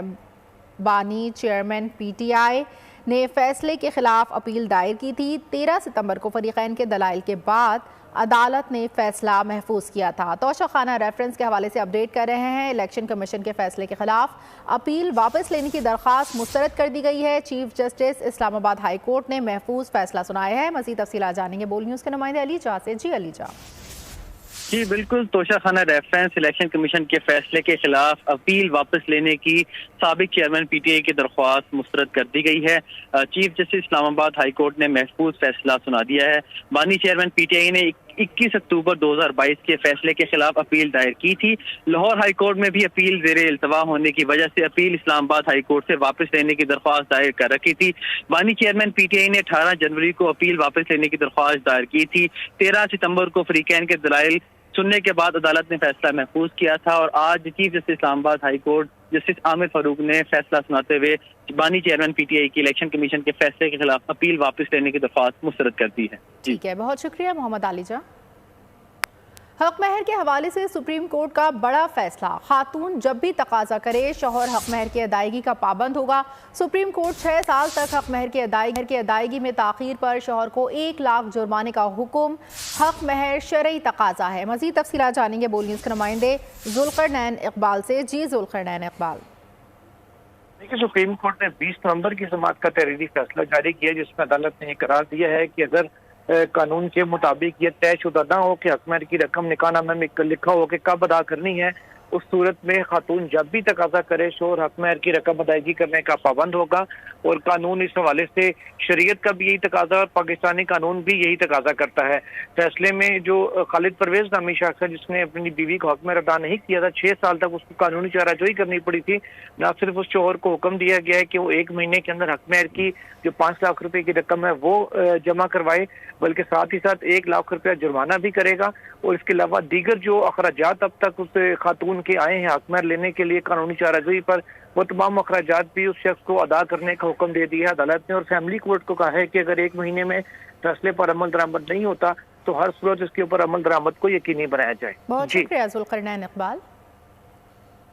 पाकिस्तान में पायदार तरक्की के लिए 65 करोड़ 90 लाख डॉलर मंजूर। ADB ने 3 मंसूबों की रवां हफ्ते मंजूरी दी। हुकाम के मुताबिक 65 करोड़ 90 लाख डॉलर में से 65 करोड़ 52 लाख डॉलर कर्ज है। 38 लाख डॉलर की रकम ग्रांट है। एशियाई तरक्याती बैंक के मज़ीद तफसीलात जानेंगे बोल न्यूज़ के नुमाइंदे उमर हयात खान से। जी उमर हयात खान। जी बिल्कुल, एशियाई तरक्याती बैंक की जानिब से जो जारी किया गया एलामिया है उसमें ये बताया गया है कि पाकिस्तान में पायदार तरक्की के लिए 65 करोड़ 90 लाख डॉलर जो है वो मंजूर किए गए हैं और ये रकम जो है रवां हफ्ते मंजूर की गई है। और एडीबी के मुताबिक मंजूर करदा रकम में से 65 करोड़ 52 लाख डॉलर जो है वो कर्ज की रकम है, जबकि 38 लाख डॉलर की जो रकम है वो ग्रांट है। अंदरूनी वसाइल से फायदा हासिल करने समेत सेक्टर में बेहतरी के लिए ये रकम जो है वो खर्च की जाएगी और 2022 के सैलाब में तबाहशुदा स्कूलों की बहाली, ग़िज़ाई तहफ़्फ़ुज़ के मंसूबों और ज़री पैदावार बढ़ाने पर यह रकम जो है वो खर्च होगी। रकम में से 27 करोड़ 50 लाख डॉलर कर्ज की रकम जो है वो सिंध में स्कूलों की कारकर्दगी को बेहतर बनाने के मंसूबे के लिए है और 30 करोड़ डॉलर कर्ज इस्लाहात और टैक्स इंतजामी मामला के लिए मंजूर किए गए हैं। और एडीबी का ये इकदाम जो है वो 1.5 अरब डॉलर कर्ज प्रोग्राम का हिस्सा है। एशियाई तरक्याती बैंक के मुताबिक 8 लाख डॉलर की माली ग्रांट भी स्कूलों की तामीर और मरम्मत पर खर्च होगी, जबकि 8 करोड़ डॉलर का रियायती कर्ज जो है वो खैबर पख्तूनख्वा में ग़िज़ाई तहफ़्फ़ुज़ के लिए है, जबकि 30 लाख डॉलर की जो ग्रांट है वो ख़वातीन काश्तकारों की तरक्की के लिए मंजूर की गई है। जी बहुत शुक्रिया उमर हयात खान। नए chairman Sindh textbook board की तैनाती मुस्तरद। निगरां हुकूमत सिंध ने इलेक्शन कमीशन को प्रपोजल भेजा था। आगा सोहेल की जगह नजीबुद्दीन को चेयरमैन लगाने पर प्रपोजल भेजा था। मज़ीद तफसीलात जानेंगे बोल न्यूज़ के नुमाइंदे राजा इमरान से। जी राजा इमरान। सिंध टैक्स बोर्ड के चेयरमैन को तब्दीली का जो मामला है, इस पर जो है हुकूमत निगरान हुकूमत की जानब से चेयरमैन को हटाया गया था, जबकि इस हवाले से जो है इलेक्शन कमीशन की जानब से इस अहकामात को जो है मुस्तरद कर दिया गया है। क्योंकि इससे पहले जो है सेक्रेटरी जो है टैक्स बोर्ड को हटाया गया था। इसी हवाले से जो है आगा सोहेल जो चेयरमैन है टैक्स बोर्ड के, उनका ये कहना है कि बर वक्त हमारी जानब से तमाम किताबें बर वक्त जो है वो टेंडर की गई थी और टेंडर के मुताबिक जो है तालीमी कम्युनिटी के तहत जो है सेप्टा कवानीन के मुताबिक ही जारी की गई थी। इस हवाले से जो है ये भी कहना था चेयरमैन की जानब से कि बोर्ड ऑफ गवर्नर्स को हफीजुल्लाह के इंतजामी ओहदे से न देने का फैसला भी किया गया था, जिसके बाद उसकी तैनाती के लिए जो है प्रपोजल भेजा गया है। जबकि यहाँ पर जो है टेंडर मंसूखी के मतलब जो वजीर तालीम को इस वक्त ताफ़ज़ात हैं उनको दूर करने के हवाले से भी जो है बताया गया, क्योंकि चेयरमैन को हटाने के हवाले से जो एक प्रपोजल भेजा गया था उसको इलेक्शन कमीशन की जानब से मुस्तरद कर दिया गया है। बहुत शुक्रिया राजा इमरान। सीटीडी की जामशरू में कार्रवाई। इंतहाई मतलूब दहशतगर्द गिरफ्तार दहशतगर्द का साथी फरार होने में कामयाब। सीटीडी हुकाम के मुताबिक दहशतगर्द टावर्स और रेलवे ट्रैक पर तखरीबकारी में मुलविस है। दहशतगर्द की शनाख्त सज्जाद उर्फ सज्जू के नाम से हुई है। सीटीडी की जामशरू में कार्रवाई। इंतहाई मतलूब दहशतगर्द गिरफ्तार दहशतगर्द का साथी फरार होने में कामयाब। दहशतगर्द टावर्स और रेलवे ट्रैक पर तखरीबकारी में मुलविस है। दहशतगर्दी की शनाख्त सज्जाद अहमद उर्फ सज्जू के नाम से हुई। सीटीडी की जामशरू में कार्रवाई। इंतहाई मतलूब दहशतगर्द गिरफ्तार। एएनएफ की कार्रवाइयाँ। मुनशियात स्मगलिंग में मुलविस 6 खवातीन गिरफ्तार। 5 कार्रवाइयों में गिरफ्तार खवातीन से 26 किलोग्राम से जायद मुनशियात बरामद कर ली गई है। गिरफ्तार खवातीन बैनुल सूबाई बैनुल अक़वामी सतह पर स्मगलिंग में मुलविस हैं। खवातीन का ताल्लुक मुख्तलिफ मुनशियात स्मगलिंग ग्रोहों के साथ होने का इंकशाफ। मज़ीद तफसीलात जानेंगे बोल न्यूज़ के नुमाइंदे खुरम गुलजार से। जी खुरम गुलजार। एएनएफ ने 6 मुख्तलिफ कार्रवाइयों के दौरान 6 खवातीन को गिरफ्तार किया है। गिरफ्तार खवातीन के कब्जे से भारी मिकदार में मंशियात भी बरामद की गई है। जबकि कराची की बात करें तो कराची के रंगी टाउन में कार्रवाई करते हुए 2 खवातीन को गिरफ्तार किया गया है, जिसमें कराची की साइमा और शरीफा नामी खातून शामिल है, जिनके कब्जे से 22 किलो चर्च बरामद की गई है। इस तरह इस्लामाबाद की जो के करीब कार्रवाई करते हुए पेशावर की रिहायशी खातून से भी 500 ग्राम चर्च बरामद की गई। इसी तरह Allama Iqbal airport, Multan international airport और साहिवाल की रिहायशी अक्सर और नूर अहमद के बैग से भी 55 ग्राम के करीब आइस बरामद की गई है। एएनएफ का कहना है कि कार्रवाई का सिलसिला जारी है, जबकि जो गिरफ्तार मुलजिमान के कब्जे से 500 ग्राम से ज्यादा जो चर्च बरामद की गई है, इसमें आइस भी शामिल थी। जी बहुत शुक्रिया खुरम गुलजार।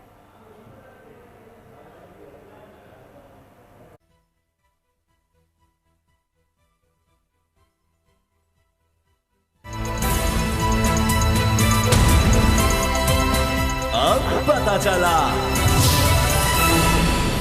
बिस्मिल्लाहिर्रहमानिर्रहीम, अस्सलाम वालेकुम। मैं हूं मोहम्मद उसामा गाजी और आप देख रहे हैं पता चला। नून लीग में मौरूसियत के खिलाफ आवाज़ें उठने लगी हैं। खबर यह है कि मुस्लिम लीग नून में खानदानों की जानिब से अपनी नई नस्ल को सियासी जानशीन बनाने की लड़ाई शिद्दत इख्तियार कर गई है। पार्टी ज़राए का दावा है कि नून लीग में एहसन इकबाल, हनीफ अब्बासी, चौधरी तनवीर, राना सनाउल्लाह, सैफुल मुलूक खोकर समेत मुतअद्दिद नून लीगी रहनुमा अपने बेटों और बेटियों को टिकटें दिलवाने के लिए सरगर्म है। ज़राए के मुताबिक इन रहनुमाओं का दावा है कि वो ये नशिस्तें पहले भी जीतते रहे हैं और आइंदा उनकी नई नस्ल भी जीत कर दिखा सकती है। वाकिफ़ान हाल के मुताबिक मखसूस नशिस्तों पर भी कारकुन खवातीन की बजाय चंद एक खानदानों की नामजदगियों पर पार्टी के अंदर शदीद तहफ़्फ़ुज़ात हैं। मुखालिफ धड़े का मौक़िफ़ है कि जिनको अपने बच्चे सियासी मैदान में उतारने हैं वो अपने ज़ाती हलकों में शौक़ पूरा करें और ख़ुद घर बैठें। मीडिया रिपोर्ट्स हैं कि पार्टी की आला क़यादत ने इस मामले का नोटिस ले लिया है और मसला हल करने के लिए कमेटियां तश्कील देने का फैसला किया है। लेकिन सवाल यह है कि मौरूसियत के इल्ज़ाम का सामना तो खुद नून लीग की आला क़यादत को भी है, क्या वो इस पर भी गौर करेंगे?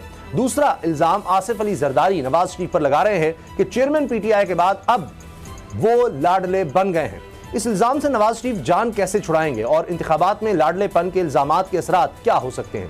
इसी से आगाज़ करेंगे। शर्मिला फारूकी साहिबा ने हमें ज्वाइन किया, पाकिस्तान पीपल्स पार्टी की। शर्मिला साहिबा, इससे पहले बिलावल साहब तो काफ़ी तनकीद कर रहे थे मियां नवाज शरीफ पर। ये हम देख रहे हैं जब से ये PDM की हुकूमत खत्म हुई है, पहली दफ़ा है कि आसिफ जरदारी साहब ने बराह रास्त अब मियां नवाज शरीफ को कहा है कि अब वो लाडले बन गए हैं। तो इसका तो मतलब है कि एक स्ट्रेटजी है पूरी पाकिस्तान पीपल्स पार्टी की अब के इलेक्शंस में ये एक स्लोगन बनेगा कि मियां साहब लाडले हैं। आपको लगता है कि सियासी तौर पर इसका मियां साहब को नुकसान होगा? देखिए, ये स्लोगन नहीं है पाकिस्तान पीपल्स पार्टी का अगले इलेक्शन के लिए। ये कुछ ज़मीनी हकायक हैं जो इस बात का इशारा करते हैं कि मियां साहब इस वक्त नए लाडले बन चुके हैं।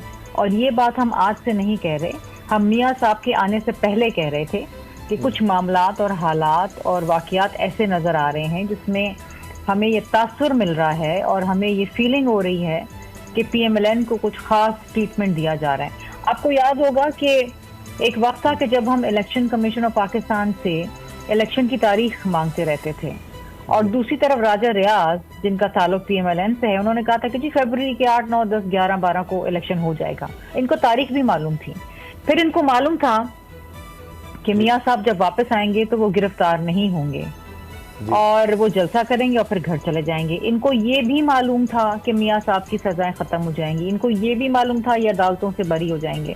फिर आपने ख्वाजा आसिफ का स्टेटमेंट तो सुन ही लिया होगा जो उन्होंने कहा था कि जी मैच फिक्स्ड है।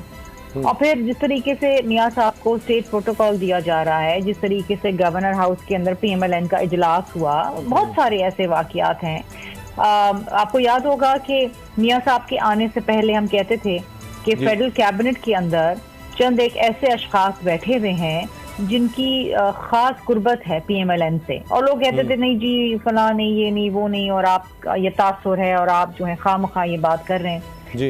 ये हकीकत है। अच्छा। देखिए, आज वो चीजें सामने नजर आ रही हैं। फिर जी इंडिपेंडेंट तज्जियाकार ये बात कर रहे हैं, इंडिपेंडेंट अखबारात बात कर रहे हैं। डॉन का एडिटोरियल अगर आप उठा के देखें वहां पर यही लिखा हुआ है। गार्डियन का आप आर्टिकल उठा के देखें उसमें ये लिखा हुआ है।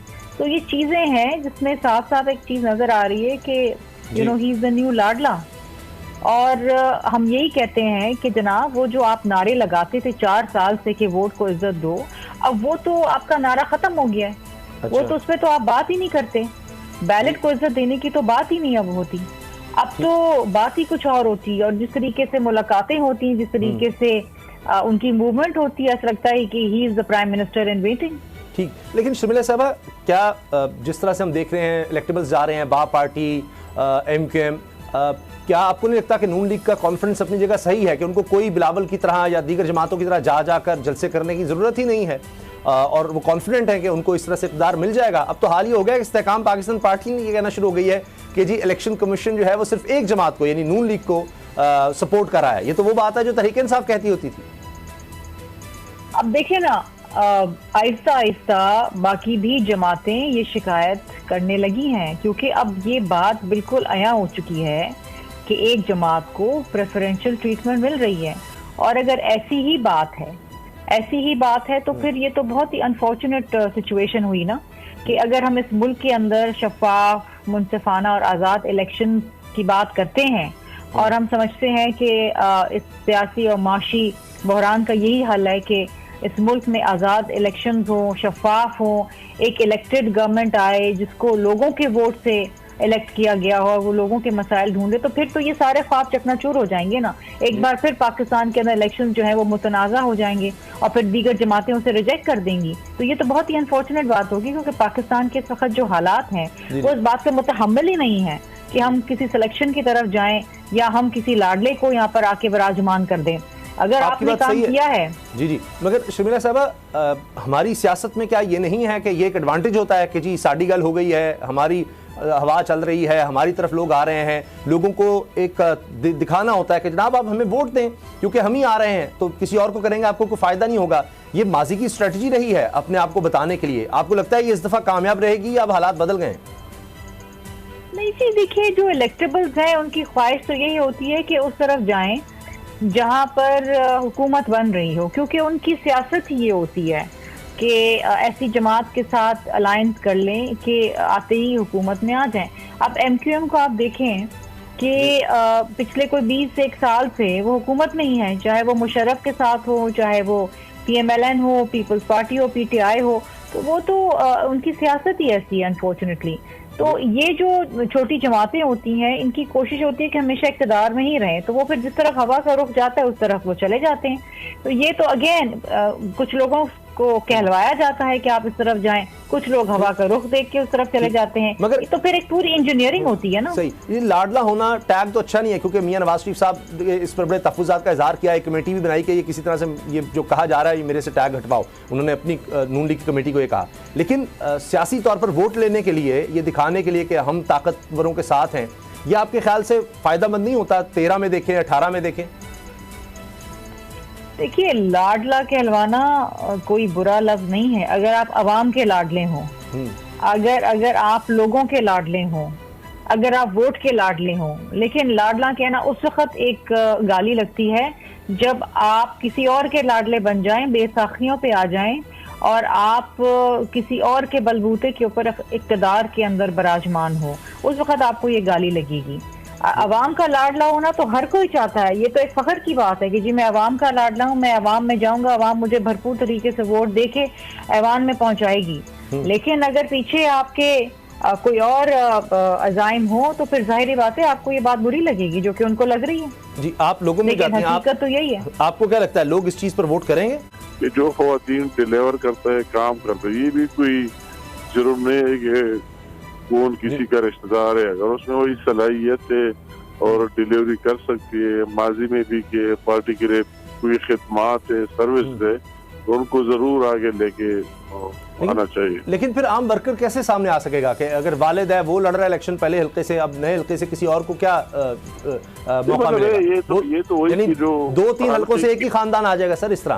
असद इकबाल साहब की उनका बेटा भी है दूसरे हल्के से, तीसरे हल्के से। मतलब ये तो वही के लोगों की जो वही के जितने आज हमारी पार्लिमानी बोर्ड की मीटिंग थी तो उसमें कोई ये रिस्ट्रिक्शन नहीं थी कि किसका क्या है किसका क्या नहीं है। हमारी KPK की मीटिंग थी, अभी खत्म हो गई, मैं अभी वही से मॉडल टाउन से निकल गया। तो इसमें तो ये किसी पर पाबंदी और रिस्ट्रिक्शन नहीं है। जिन लोगों ने अप्लाई किया है और वो अपने खिदमात पार्टी के लिए जो उन्होंने कंट्रीब्यूट किया सामने रख देते और पार्टी लीडरशिप उसको मद्देनजर रख कर फैसले कर देते। अच्छा, उसमें कोई कतगन नहीं है आपको? वैसे हाँ जी, आप चूंकि कारकुनों से मिलते भी हैं तो इस पर कारकुन को भी कोई इतराज नहीं होगा कि हम कैसे फिर सामने आएंगे? उसने एक शख्स है वो 10-20 साल से उसकी मैं भी कहता हूँ नहीं, बिल्कुल उसका हक है, उसका राइट है कि अगर पार्टी में उसकी खिदमात है, उसके सर्विस है तो उसको आगे लाना चाहिए, इसमें कोई बात नहीं है।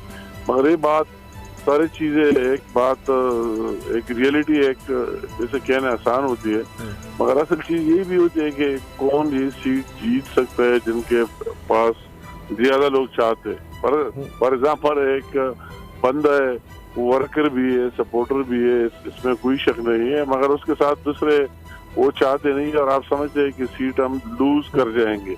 इस चीज को भी पार्टी में मद्देनजर रखा जा सकता है। वो तो सबसे आइडियल सिचुएशन है कि एक बंदा वर्कर है और मेहनती है, पार्टी के लिए काम किए, कंट्रीब्यूट किए और लोग चाहते भी तो उसको हर सूरत में लेकिन तरजीह देनी। बिल्कुल सही, लेकिन मीर मकाम साहब मुश्किल हो जाएगा ना, जिस तरह आप हैं, आप एक अहम पोजीशन पर हैं, आपका कोई बेटा है, कोई भतीजा है, जब वो आ रहा है आगे तो मुश्किल हो जाएगा किसी के लिए। ऐसे इकबाल साहब कहते हैं मेरा बेटा पढ़ा लिखा है, अब क्या हजारों कारकुनों में से उनके हल्के में कोई इस काबिल नहीं है, कोई इतना पढ़ा लिखा नहीं उनके बेटे के मुकाबले पे कि वही आए।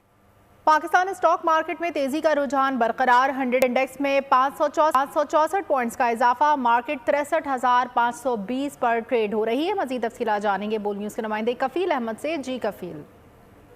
देखिए, स्टॉक मार्केट में तो एक रैली है, इस वक्त तेजी की वो चल रही है। ओवरऑल अगर हम बात कर लें ऑयल सेक्टर की, ऑटो सेक्टर की, पावर सेक्टर की, तो इसमें जो खास सरमायाकारों का फोकस है और इसकी जो खरीदारी वो इस वक्त जारी है। अगर करंट इंडेक्स की बात करें तो 450 पॉइंट मार्केट में इजाफा हुआ, 63,406 के लेवल पर मार्केट जो है वो इस वक्त ट्रेड कर रही है। 63,522 का जो है वो हाई इस वक्त मार्केट ने बनाया था। सेंटीमेंट पॉजिटिव है, सरमायाकारों का एतमाद है। कल गुज़िश्ता कारोबारी रोज के आखिरी घंटे के अंदर मार्केट जो 63,000 की हद थी उसे अबूर करने में कामयाब रहा था और मार्केट माहिरीन का यही कहना है कि मार्केट में जिस तरह इकॉनमी के इशारे थे, यकीनन मार्केट में जो है वो इजाफा देखा जाएगा मज़ीद। बहुत शुक्रिया कफील अहमद।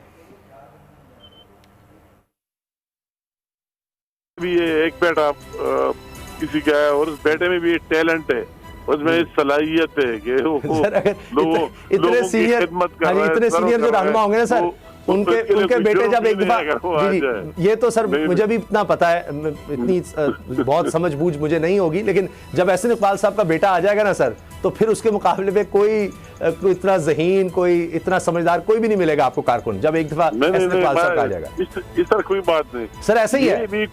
ये दानिश अजीज साहब सर क्यों नाराज हुए हैं, यही वजह है, उनको भी यही नजर आ रहा है। ये प्लीज आप फिर दूसरे को सुन लें जी सर। ये कोई भी रीजन नहीं है कि किसी का बेटा अगर ये सलाहियत रखता है खिदमत करने का, उसमें ये जज्बा है, अवाम को अवेलेबल है, अवाम उसको लाइक करते हैं, तो ये उसको जुर्म है, डिस्क्वालिफिकेशन में नहीं डालना चाहिए कि ये लीडर का बेटा है या भाई है। और ये भी अगर कोई वर्कर है और लीडर का कोई रिश्तेदार कुछ ही नहीं है, मगर वो पार्टी के लिए उसकी खिदमत है और सर्विस है, तो उसको आगे लाना चाहिए। सिर्फ ये गुजारिश कर रहा था, मैं सही तरह अपनी बात शायद कह नहीं पाया कि अगर हम ये मिसाल रखते हैं एहसन इकबाल साहब, चूंकि उनका नाम चल रहा है, तो उनके बेटे के मुकाबले पे सर कोई भी उनसे ज्यादा लॉयल नहीं नजर आ सकता पार्टी को, ये तो मतलब ये बात नहीं, मैंने आपको दोनों बातों की वजाहत कर दी। जी हो गया सर। रहनुमा नून लीग अता तारड़ लाहौर में मीडिया से गुफ्तगू कर भाई कल तेरी किल्ली उड़ गई, यानी अमेरिका का एक असिस्टेंट सेक्रेटरी ऑफ स्टेट हमारे सफीर को बुलाता है और कहता है बच्चों तैयारी कर लो, तुम गए। ये कभी हुआ है तारीख के अंदर? क्या ये मुमकिन है? ये जो साइफर की कहानी घड़ी गई है और जिसका इन कैमरा ट्रायल होना चाहिए, क्योंकि बार बार वो जुर्म सरजद हो रहा है। हम तमाम ममालिक से अच्छे ताल्लुकात चाहते हैं, पाकिस्तान के अच्छे ताल्लुकात हैं दुनिया के बहुत सारे ममालिक के साथ। तो ये जो कलाबाजियां हैं इमरान न्याजी की, कि एक दिन कहता है कि अमेरिका था, नहीं डोनाल्ड लू था, नहीं बाजवा था, नहीं मैं खुद था, मैं हूं कि मैं नहीं हूं, ये पता नहीं किस स्टेट ऑफ माइंड में ये हरकतें और ये सारे मामलात किए गए हैं। तो नवाज शरीफ ने कुछ किया भी नहीं था तो आप फतवे जारी कर रहे थे। इधर तो भरकस निकल गया है पाकिस्तान की मोरालिटी का, मॉरल वैल्यूज का, अकदार का कोई हद होती है। आप हाजरा पनेसई की किताब पढ़े, बंदों के कानों से धुएं निकलते हैं। क्या इस मुल्क में अब यही रह गया? और ये शख्स हुक्मरानी के लिए कभी भी फिट नहीं था, ये किसी स्टैंडर्ड से हुक्मरान नहीं बन सकता था। प्रोजेक्ट इमरान खान को लॉन्च किया गया था, नवाज शरीफ को हटाया गया था। और अगर नवाज शरीफ आज सुरखरू हो रहे हैं तो वो ज्यादती पर मबनी मुकदमात थे, वो नाइंसाफी पर मबनी मुकदमात थे। इन पे जो मुकदमात हैं 9 मई के हमले, दुश्मन ने कभी ऐसा नहीं सोचा। और गजब खुदा का कि 9 मई के हमले नवाज शरीफ ने कराए, ये कह रहा है। आपका भांजा है हसन न्याजी कि वो नवाज शरीफ का भांजा है, और क्या वो नवाज शरीफ से डायरेक्शन ले रहा था? यास्मीन राशिद, महमूद रशीद, शहरयार अफरीदी, मुराद सईद, क्या ये 9 मई को नवाज शरीफ से राब्ते में थे? क्या आपके तमाम पार्टी के रहनुमा जो GHQ पहुंचे, जिन्होंने कैप्टन कर्नल शेर खान के मुजस्मे को मस्मार किया, जिन्होंने कोर कमांडर हाउस को आग लगाई, क्या आपकी पार्टी में शामिल नहीं है? क्या आपकी तीनों बहनें उस्मा खान, नौरीन खान, अलीमा खान, ये आपकी बहनें नहीं है? ये नवाज शरीफ से राब्ते में थी? ये नवाज शरीफ से इंस्ट्रक्शन ले रही थी कि हमने कोर कमांडर हाउस जाना है? तो ये तो बड़े अफसोस की बात है अगर आपका पूरा खानदान, आपके भांजे, आपकी बहनें नवाज शरीफ से इंस्ट्रक्शन ले रही थी 9 मई की। शर्म से डूब मरो के जेल जाके भी तुम झूठ से बाज नहीं आते। एक के बाद एक तुम्हारे ऊपर केस साबित होते जा रहे हैं। वो साइफर हो, वो तोशा खाना हो, वो 190 मिलियन पाउंड पे क्यों नहीं बोलते? 190 मिलियन पाउंड पाकिस्तान की तारीख का सबसे बड़ा डाका है कि एक प्रॉपर्टी टाइकून जिनका नाम मलिक रियाज है, उनसे पहले कई सौ कनाल जमीन लेते हो तोहफे में, फिर तुम्हारी बीवी 5-5 कैरेट की अंगूठियां मांगती है, फिर 60 अरब रुपए की छूट देते हो। अब तो सुप्रीम कोर्ट ने कह दिया कि ये स्टेट का पैसा था, कि ये हुकूमत पाकिस्तान का पैसा था। अब पीछे क्या रह गया है? मेरा ये मुतालबा है कि 190 मिलियन पाउंड का अलकादिर ट्रस्ट का केस रोजाना की बुनियादों पर चलाया जाए। मफरूरों के पीछे छुप रहे हैं कि जी 6 बंदे इस केस में मफरूर हैं, शिदात अकबर, मलिक रियाज, अली रियाज मलिक, बैरिस्टर नसीम ज़िया। भाई आओ ना, बताओ कि 60 अरब रुपया जो बंद लिफाफा कैबिनेट में आया और आपने कैबिनेट को कहा कि ये 60 अरब रुपया माफ कर दो, यानी एक सुप्रीम कोर्ट के ऑर्डर में लिखा है फ्रॉम पीटर टू पॉल, आपने 2 बंदों के पैसे देने हैं, मैंने इनके पैसे देने हैं और इनके पैसे देने हैं, मैं इनसे पैसे लेके इनको दे दूं। तो ये कहां का मजाक है और ये किस किस्म का इंसाफ है कि आप पे जुर्माना आयद किया 460 अरब का सुप्रीम कोर्ट ने। इमरान नियाजी ने अपनी हुकूमत के जरिए जुर्माने एक और जुर्माने का पैसा जो 60 अरब रुपया 190 मिलियन पाउंड की सूरत में बरतानिया से आना था, वो मंगवा के तो सेटल करके 460 अरब रुपए का जुर्माना सेटल करने में अदा कर दिया। ये स्टेट का पैसा था, ये हुकूमत के अकाउंट में आना था और ये आपने 60 अरब रुपए के एवज अलकादिर की जमीन ली। मियां बीवी दोनों ट्रस्टी हैं, दोनों के साइन है, इमरान नियाजी बच नहीं सकता। इमरान नियाजी के और बुशरा बीबी के साइन है अलकादिर ट्रस्ट पे, जो शैम ट्रस्ट बनाया गया था। तो ये जो डाका काबीना के जरिए डाला गया, आपने बाहर केस क्यों नहीं किया? आपने मजीद पैसे क्यों नहीं बाहर से लेने की कोशिश की? और ये 60 अरब रुपया जो पाकिस्तान हुकूमत के अकाउंट में आके सिंध और पंजाब गवर्नमेंट को जाना था, जो सिंध और पंजाब की जमीनें थी, जो तख्त पड़ी का मौजा था पिंडी का, उसकी अदायगी होनी थी, जो मलिक रियाज साहब डिफॉल्ट कर चुके थे, आपने वो 60 अरब रुपया माफ कर दिया। जो 460 अरब रुपया जो उन्होंने जेब से अदा करना था, उसमें सेटल कर दिया ला के। ये किस किस्म का इंसाफ है? सुप्रीम कोर्ट के ऑर्डर ने 190 मिलियन पाउंड में इनकी धज्जियां उड़ा दी हैं और कह दिया कि ये स्टेट का पैसा था और ये जुल्म हुआ है। तो अब पीछे क्या बात रह गई है? हमारे पे चोर चोर डाकू डाकू की गर्दान थी, जो पाकिस्तान की तारीख का सबसे बड़ा डाका डला है 190 मिलियन पाउंड का। और क्या आपने अंगूठियां नहीं मांगी? क्या आपने तहाइफ नहीं बेचे? क्या आपने अलकादिर की जमीन नहीं ली? क्या फरा गोगी ने 200 कनाल जमीन मलिक रियाज से गिफ्ट नहीं ली? एक चोर बाजारी थी, इकट्ठे बैठते थे एहसन जमील, फरा गोगी, बुशरा मानेका, इमरान नियाजी, और ये मिल के बंदर बांट करते थे कि आज ये डाका डालेंगे, कल वो डाका डालेंगे। This half-hourly clock is brought to you by Advanced Hair Removing Formula, Golden Pearl Hair Off Hair Removing Cream.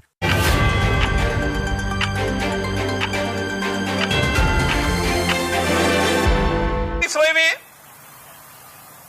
ये पाकिस्तान की तारीख का बदतरीन हुक्मरान था इमरान नियाजी, जिसने डाके भी डाले, चोरियां भी की, इस्लामी इक़्तिदार को भी पाश पाश किया।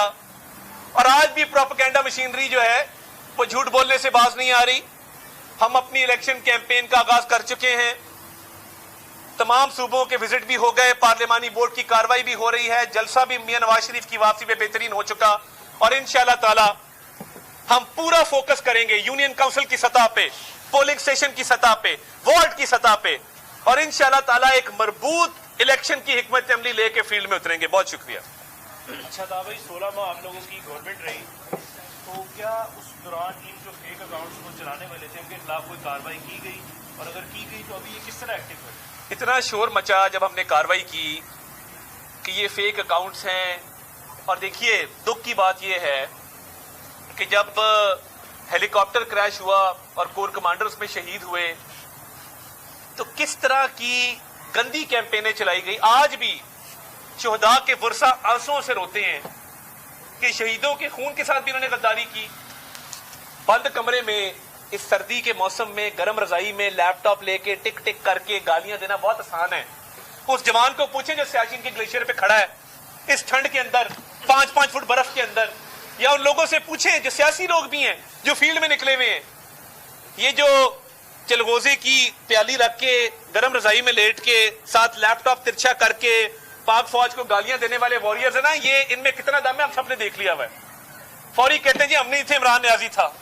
और जब मुश्किल दौर हमारे पर था तो क्या राना सनाउल्लाह ने जमात छोड़ी, क्या एहसन इकबाल ने जमात छोड़ी, क्या साद रफीक ने जमात छोड़ी, क्या हाफिज नमान ने जमात छोड़ी, क्या कामरान माइकल ने जमात छोड़ी।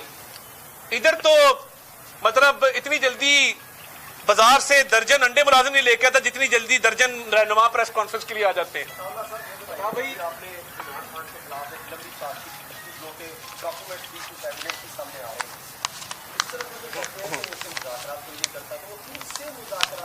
वो सबसे चाहते हैं, वो मुज़ाकरात सबसे चाहते हैं, वो नवाज शरीफ से भी मुज़ाकरात चाहते हैं, वो मुक्तदर हलकों से भी मुज़ाकरात चाहते हैं, वो अदलिया से भी मुज़ाकरात चाहते हैं। प्रिंस है ना, वो वर्ल्ड कप जीत के आया हूं तो मेरे से बात करो, मैं बड़ा अजीम आदमी हूं, अपनी हरकत देखो। और वो मुज़ाकरात इसलिए चाहते हैं कि उनको पता है कि उनके मकरू जो अमल हैं वो अगर कानून और आइन के मुताबिक फैसले हुए तो इमरान खान को मजीद सजा से कोई नहीं बचा सकता। वो चाहे साइफर का केस हो, तोशा खाना को हो, ये सारे ओपन एंड शट केसेस हैं। वो देख रहा है कि ये 1-2 महीने हैं मेरे से कोई भी खुदा के वास्ते बात कर ले ताकि मैं किसी से बच जाऊं। ये बताइएगा